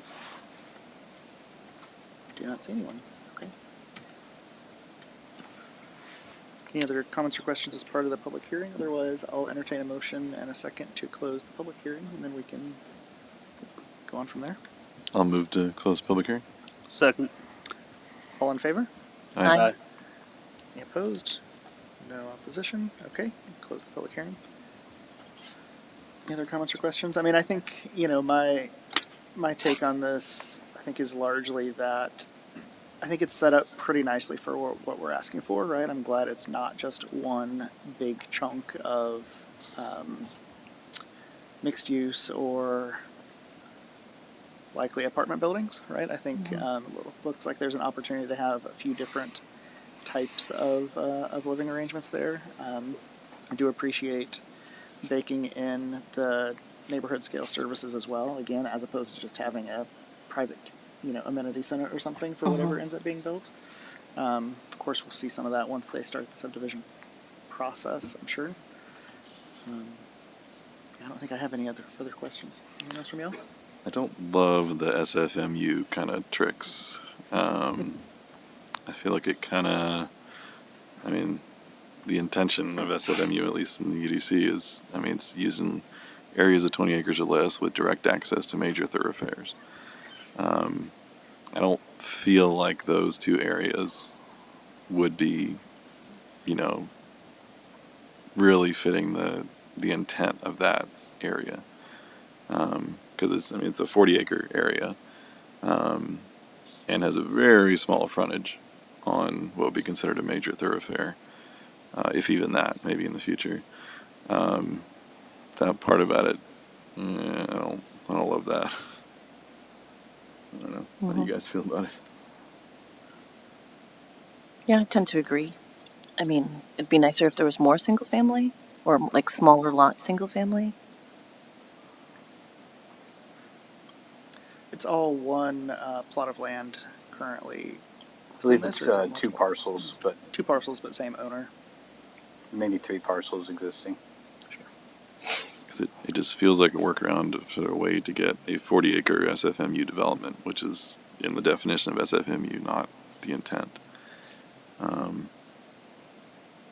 And I don't know, I'm kind of imagining if that restriction was sort of reimposed, or at least, we kind of object to that flagpole, what that would do to the development layout. And I assume if they still want to do SFMU, then it would just be a much kind of more squeezed in, closer to the roadway.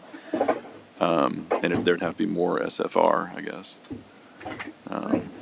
Which I wouldn't necessarily think would be a bad change. You'd probably lose you'd basically have to abut that to the road, right? And lose the Yeah. neighborhood services in that scenario, probably. Yeah, 'Cause either- you have to bring your SF yeah. to the front, basically. Yeah, either lose the SF or lose the NS or reduce it to only 20 acres of SFMU. Yeah, instead of 40. I mean, if it was all being done at the same time as the corner, that would be more intensive use.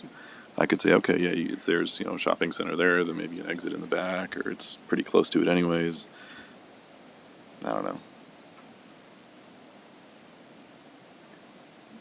It just seems to be kind of not a very honest way of addressing the intent of SFMU. But that's just how I feel about it. I think for connectivity, when this comes in for either subdivision or site planning, that would be the stage at which we might mandate, for example, that they have to do the Yeah. stub outs or something like that, potentially. Yeah, For I when would, the rest of the joining ones. I would think about that, but I guess there's no guarantee that it wouldn't get developed before the other areas get annexed. It could theoretically, it could get laid out and approved for permit and everything before anything else happens. I should also note that these areas are not within a development agreement, so they are not obligated to annex. This is all property owner petition Yeah. annexation. So the alternative, I mean, there are plenty of other alternatives, but we're not, development would not trigger annexation of those other parcels. I mean, it feels big enough that a PUD, they could do whatever they wanted to, and they could come directly and say, okay, yeah, we want to do more MU. Normally it's only 20 acres, but we feel like 40 would be a really good fit here. This feels like kind of a backdoor to that, but Those conditions still do apply. yeah. So if they come in as an overall development with over 40 acres of SFMU, then those conditions do apply. It's just that the sub-districts, again, similar to Murchison down the road, where there are these kind of like pockets of SFMU split throughout, those conditions still do apply. That doesn't change the fact that those conditions are there. Just a quick clarification too, the single family mixed use allows 20 acres for a single use and 40 acres for multiple uses. Okay. So you can't go greater than 40 acres. But at 40 acres, you need to have multiple uses. So you've So got he had 39.9. mentioned that single family attached is something that can be permitted, single family detached can be permitted. There's also limited commercial components that can be permitted in there. So that would be something that would be looked at as they move forward. So by splitting that, they would avoid that, right? Since there's a 20 and a 19.9, they could do anything on one On side, either, and then they could do the same thing again on the other side. Feels like kind of a workaround to, sort of the headline description of SFMU. Which I'm open to in PUD, or I'm open to in, other ways, but I don't know. Do you want to ask the property owner to? Did letters go out? Yes. And Like property owner notice? yeah, did anybody object or? Again, since this is surrounded by ETJ, there are within our property notification, there was the city of Pflugerville and the ISD. I think we're the only two property owners Gotcha. within the boundary. So Okay.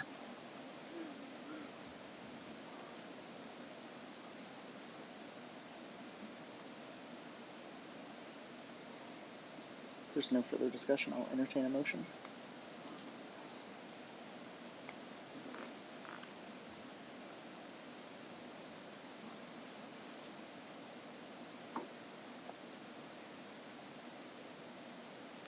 I'll I'll make a motion to approve.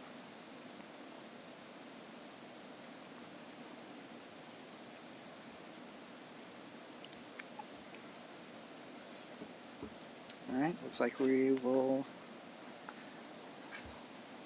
not have an approval.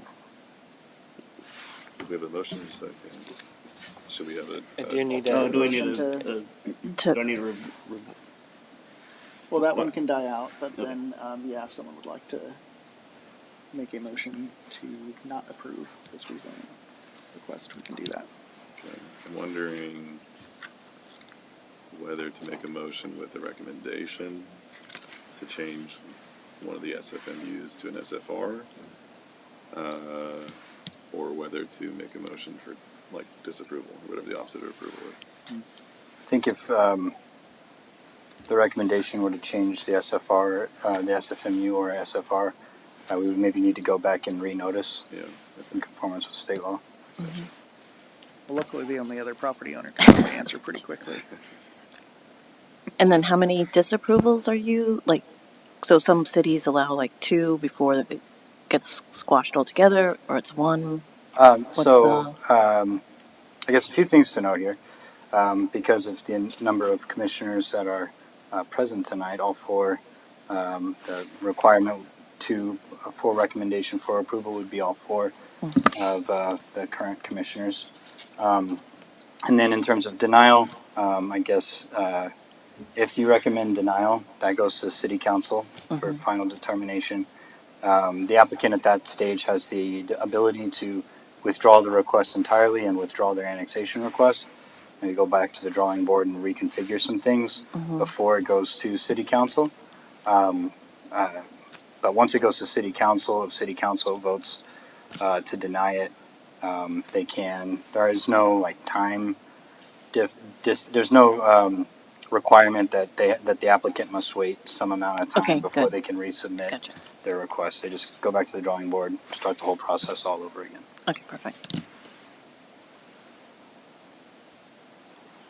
It also might be one of those things that we could also have consideration for a delay of consideration. Until everybody's here? Until you had a full commission as well. Mm-hmm. I think I'd like that. That may impact notifications, but that may also create an opportunity for additional discussion. Mm-hmm. For that. Entertain a motion Yeah, how do we do that? Did we call it tabling? to, Table it for yeah, now? would it be delay consideration until the next meeting? Or? Typically, you that right? postpone Postpone? Oh, postpone. consideration Okay. until a certain. I'll move to postpone consideration on this item until the next meeting. Second. All in favor? Aye. Aye. Opposed? Opposition? Okay. Motion will be postponed until our next meeting.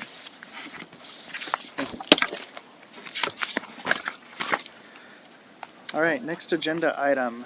Item 6, this will be a discussion only to discuss the draft of the Downtown East PUD.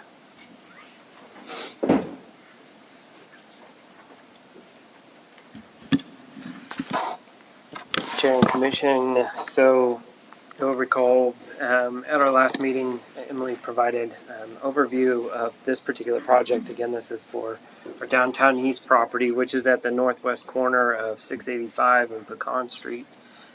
You'll recall that the city acquired that tract, approximately 29-acre piece of property at that northwest corner in 2021, and we've been working diligently towards coming up with a mixed-use project for that particular site that would include not only the city hall and multi-generational rec center, but also additional mixed-use development at that location.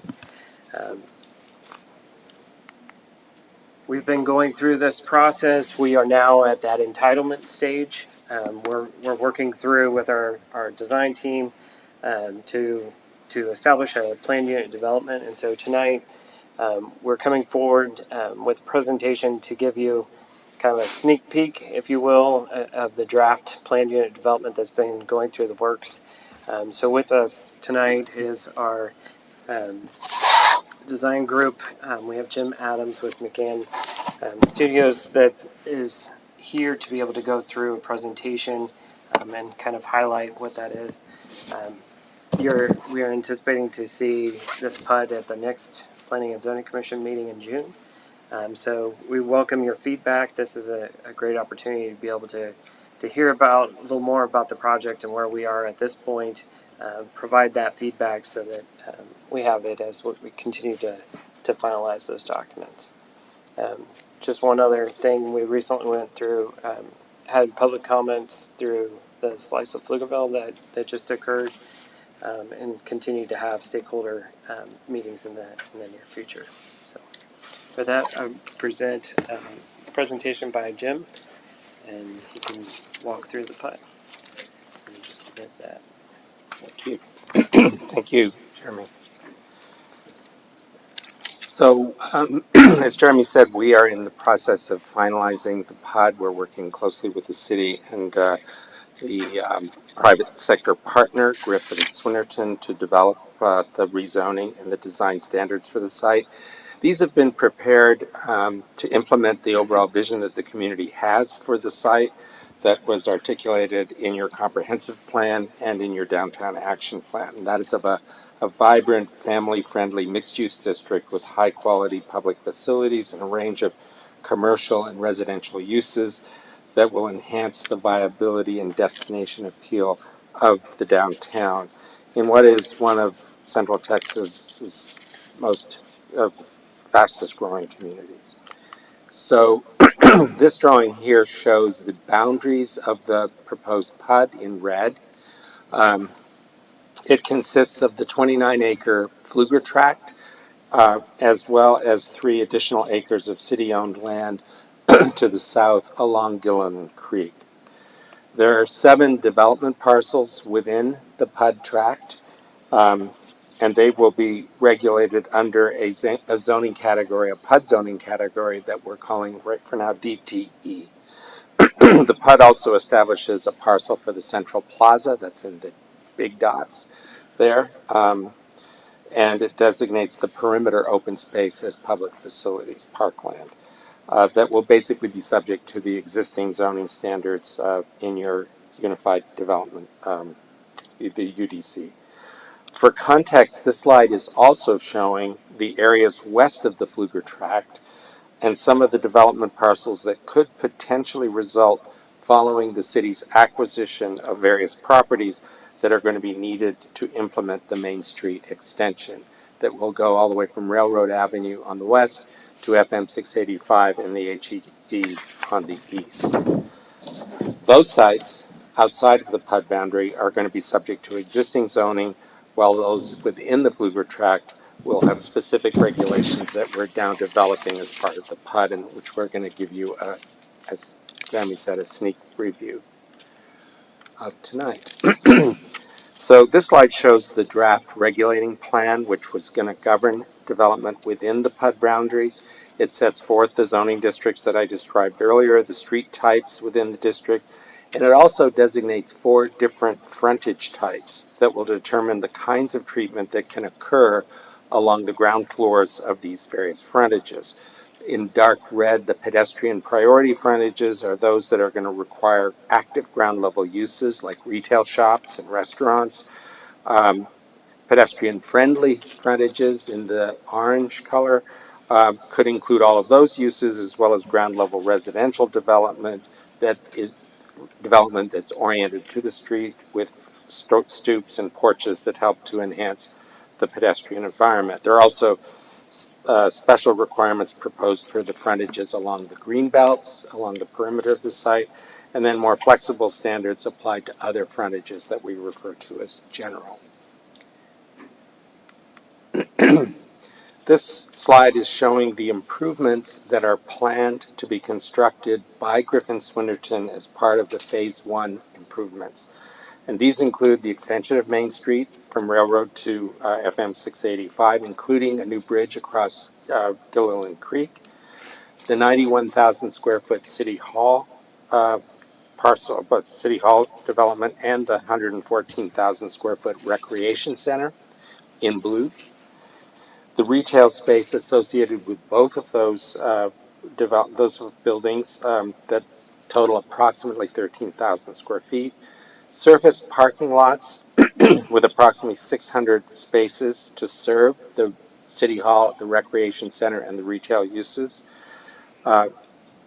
Those are planned as interim uses pending future development that I'll discuss in a moment.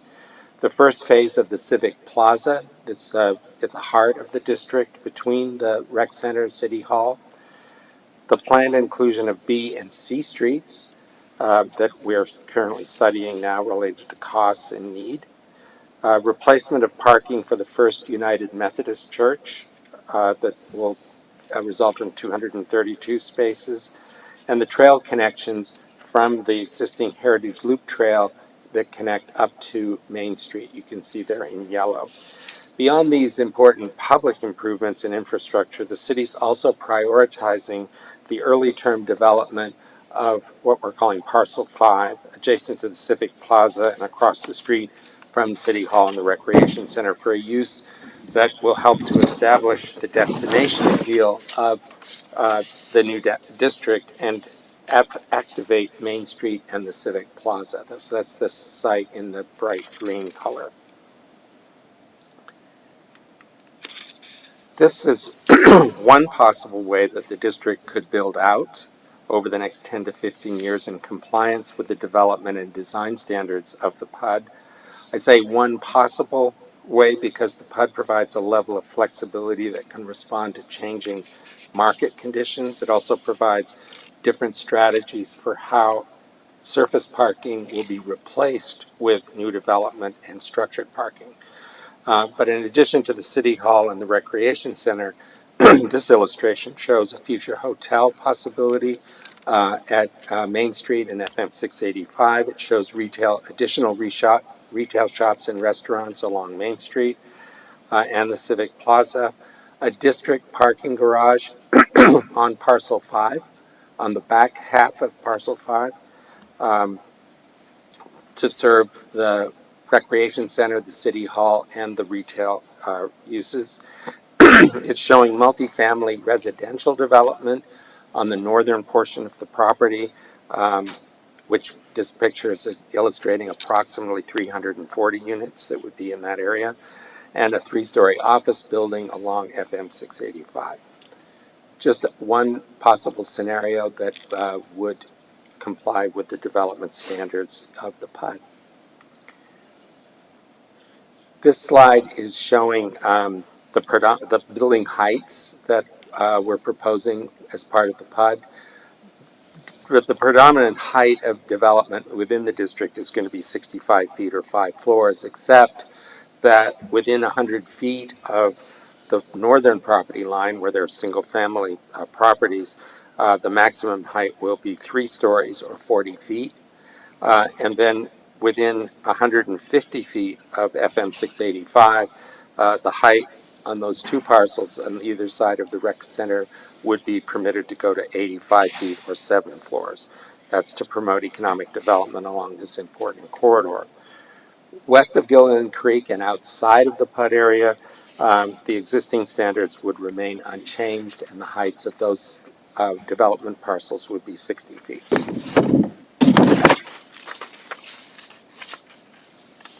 So I mentioned the northern buffer on the just south of the single-family neighborhood. This slide illustrates that edge and proposes specific heights and setbacks and stepbacks from that northern property line.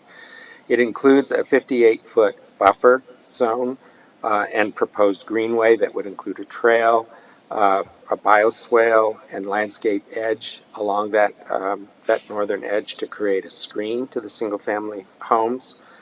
It would include, in addition, a 10-foot setback for multifamily residential uses with ground-level residential units that are oriented to the trail with stoops and porches that will ensure that the open space is safe and is overseen.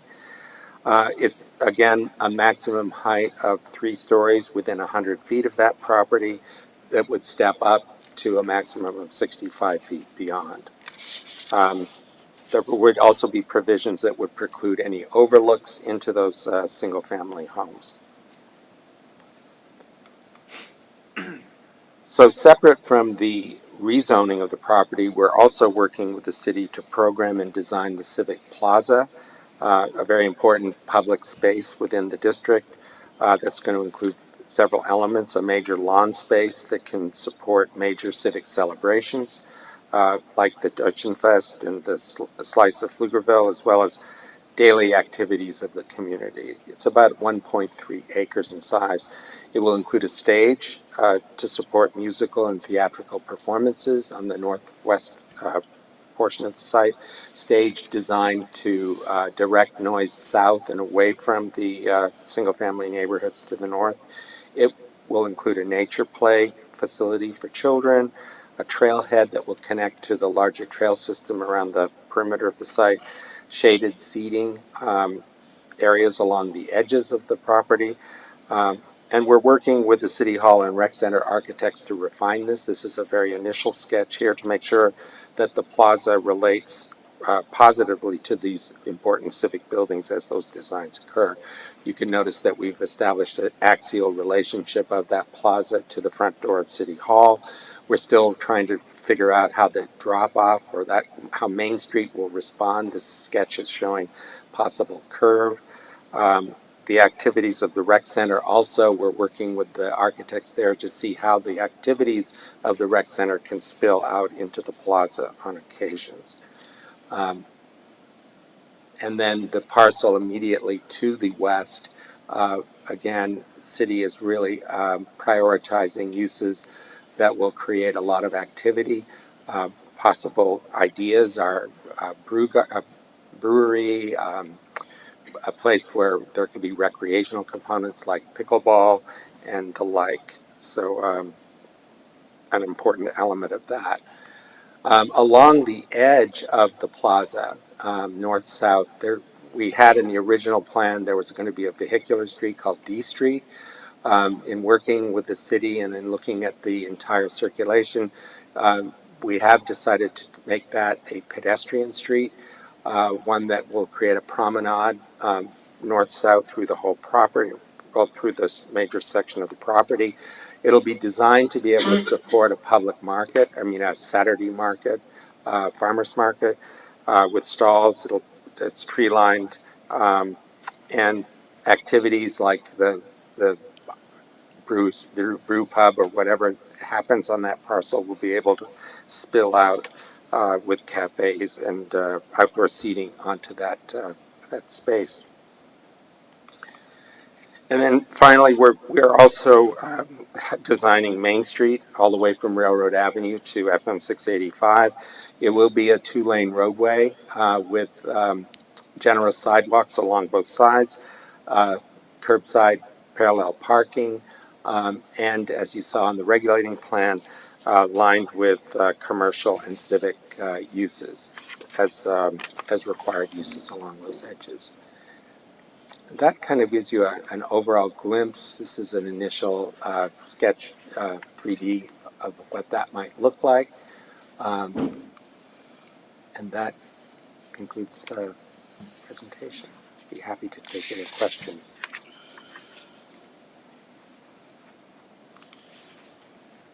I've got a view that come in mind related to parking. I'm not a huge fan of a big surface parking lot, but I can see that you mentioned that would potentially be a temporary development of that, one of the open areas, and then it would be eventually the build out would target having all the parking or a majority of the parking in parking structures. I think that would be a good plan. Is there any kind of limit to the amount of surface parking before it would begin to be developed into, or where's that transition happen, I guess? So it's a good question. We're working with Walker Parking Consultants, and we're recommending that there be a district parking plan for the whole area rather than individual. This is an ideal property for shared parking among the uses. Mm-hmm.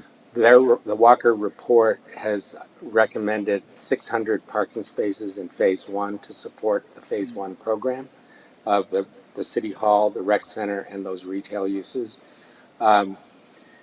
Beyond that, it could expand it build out to a need for about 800 to 1,000 parking spaces. That study is still getting finalized. And so there are various ways that we have developed for that 600 or 800 parking spaces to get accommodated. This particular scenario is showing a large district garage on parcel 5. You can see it there. But there are other, and parcel 5 will always have a component of district parking. There are other parcels that could also take some of that burden. So there's just a flexible approach that we can't predict exactly now because we don't want to preclude particular development opportunities as they come across. So, but what we're saying is there probably is going to be a need for 800 to 1,000 district parking spaces, and then the residential development, hotel development, and office development would have to provide its own parking. And the PUD has very specific standards for how that parking will be accommodated. In other words, it has to be encapsulated within the building itself. What you're seeing in the upper left is a surface parked residential project, but it's what we call garden urban, so that all the parking would be encapsulated within it. That is the minimum density that would be allowed at 40 units to the acre. To the right is a higher density residential type that would have structured parking. So we're just illustrating the range of housing that might happen on those sites. Okay.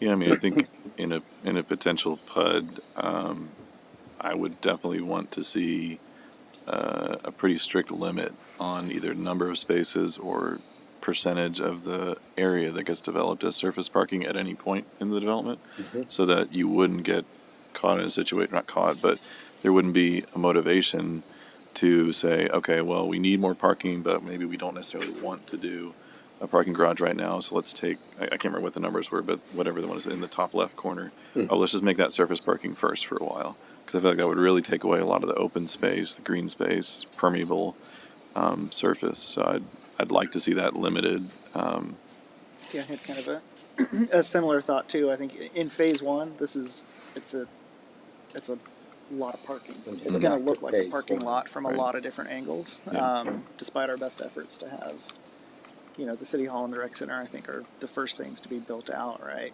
And they're basically going to be surrounded by 600 parking spots. Yeah. It's going to look like, I wouldn't want there to be a path to saying, okay, well, we need more parking, so let's just do 5 surface, and then, oh, we need more still, or, oh, something else is going on, let's just make 7 parking too, and then just have it, just this giant parking lot. I wouldn't want to see that. And related to the vegetated buffer, I believe there's existing mature trees around most of the edge. Is that possible to retain? The goal would be to retain as many of those along the northern, you're talking about the northern edge of the property line? Yes. Okay. To maintain that screen. Good. And then I'm a little maybe worried about if Main Street is a through street all the way from 685 to Railroad, what kind of studies are being done on like traffic calming or anything that can be discourage, people cutting through? Well, it is an important connecting street. So we're recognizing that there will be a signal I didn't mention at FM 685, and we're working with TxDOT on that. You can see that little kink by the Civic Plaza. We are exploring ideas about how to calm traffic at that location, and as well as to have a placemaking gesture. I didn't mention that the promenade, the D Street promenade, would have a speed table crossing, so that also would calm traffic. And we're proposing another crossing on the east side where the rec center is as well. That whole area is still under study and probably is going to evolve by the time you see it next. But those are some ideas for traffic calming. And I think the other is it's a street that's going to have parallel parking along it, so there will be friction in terms of people pulling in and out of parking spaces. So I don't think it's going to be encourage speeding at all. And I noticed in one of the shots, I think you were showing a lot more lanes and things going on at Pecan and 685. Is that part of the same?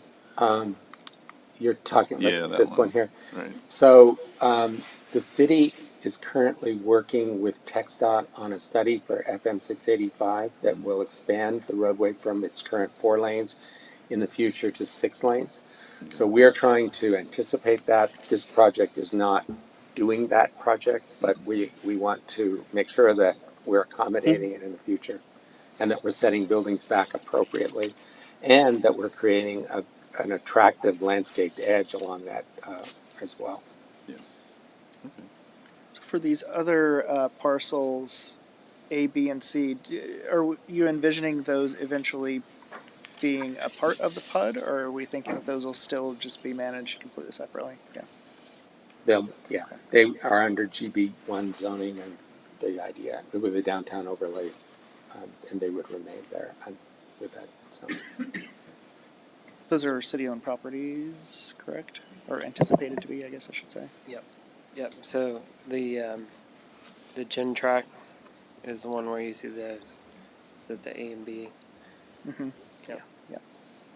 Is there a reason why we wouldn't extend the PUD? You want to leave it more open? So we've had some conversations about that, but at this point, trying to determine the best avenue for connectivity to maintain that extent for the project, so that the PUD is one big piece.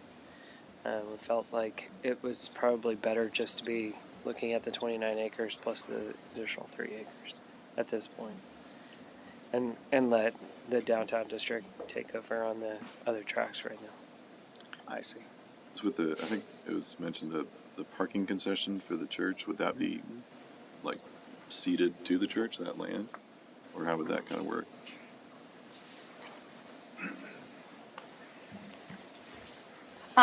That's in conversation with the church as we're looking for acquisition to Main Street and can't address that specific question at this time, but we should be able to when we come see you in June. Okay. And I guess, related to the church, by going to GB1, it's all permitted, right? They could continue to develop or use their land however they wanted to. Yeah, the church can continue. They would be completely outside of the PUD. Yeah. And then those other tracks they would just stay zoned the way that they are and could be developed in the future. Oh, I thought at one point that part of that other triangle was saying it would be rezoned at the same time, or as part of it. It all remains under the same zone. Okay, I misunderstood that. Sorry.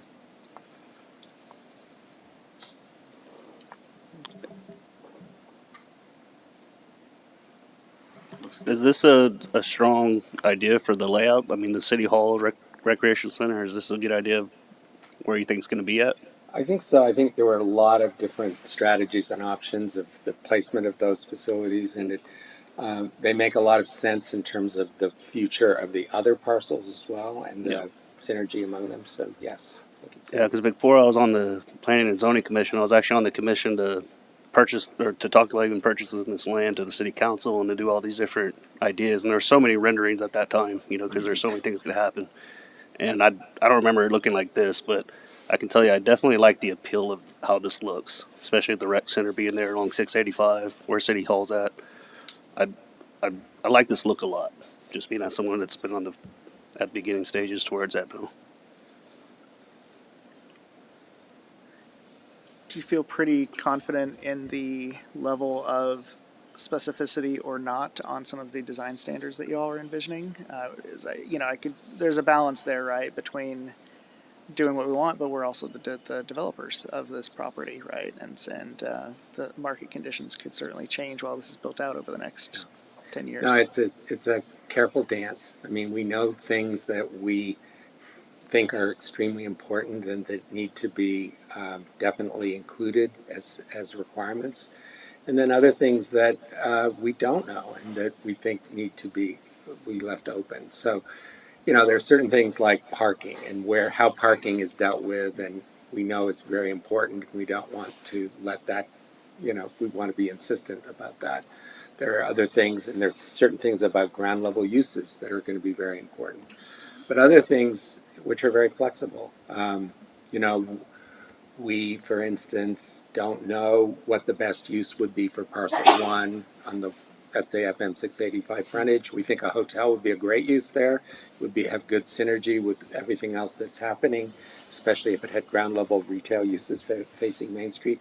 But it could be office. It could even be residential, as long as it met some of the key standards. So we are trying to carefully balance both those ends of the spectrum.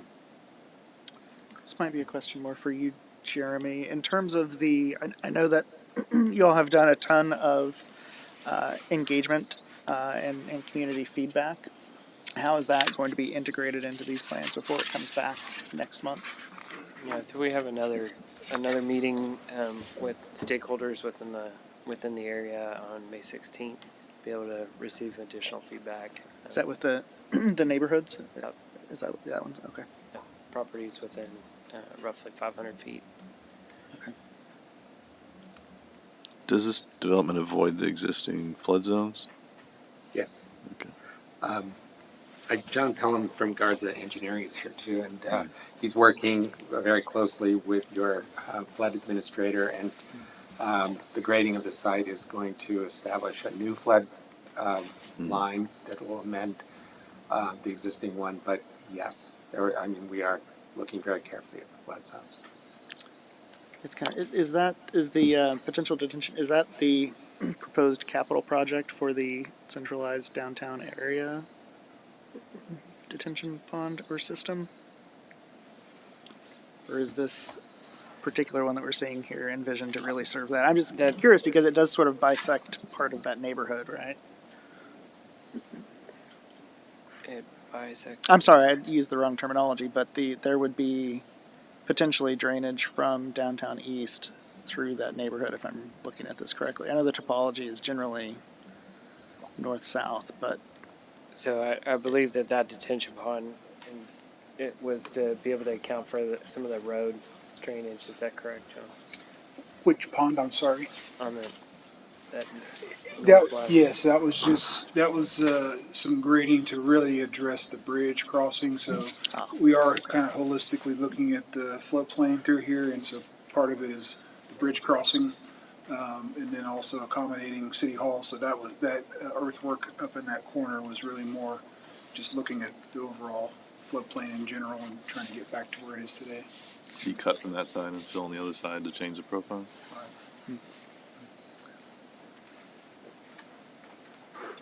If I could just touch real quickly, Commissioner Kaufman, on your question related to engagement, and I think it's kind of challenging in this kind of view to understand the level of engagement and how it's incorporated into the PUD or the development overall. And so, as Commissioner Hickman indicated, like before we purchased this, we went to the residents and said, should we purchase this property? And so I think you'll see throughout a variety of elements, whether it's the land purchase, the opportunities to work with a developer on the project, all of those, we engaged our residents with that.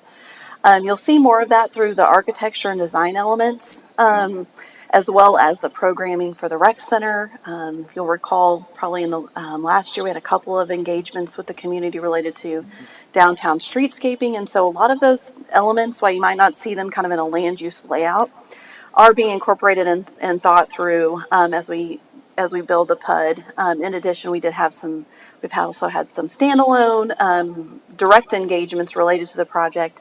And most recently, as Jeremy mentioned, we had it at Slice where we engaged the residents, and that focused really on kind of incorporating elements into the Civic Plaza. So we're trying to be very mindful of that because we recognize how important that is. And so I just wanted to touch base that has been at the forefront of our thoughts in getting that feedback as we've created this plaza, or as we've created this design.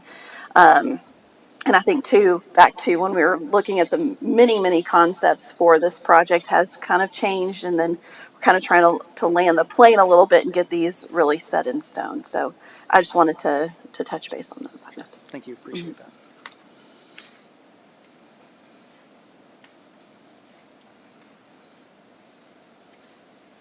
Comments, questions? No action on this, purely informational. Are there any mandates on energy usage or sustainability that are attached to the project? It's certainly a goal and an aspiration, but we haven't applied any specific metrics like lead.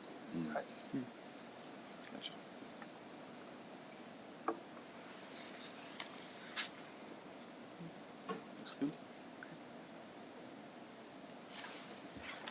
All right. Thank you. Appreciate it. Thank you. All right. That completes the agenda. We will adjourn the meeting at 9:17. Thanks, everybody. Just a real quick clarification.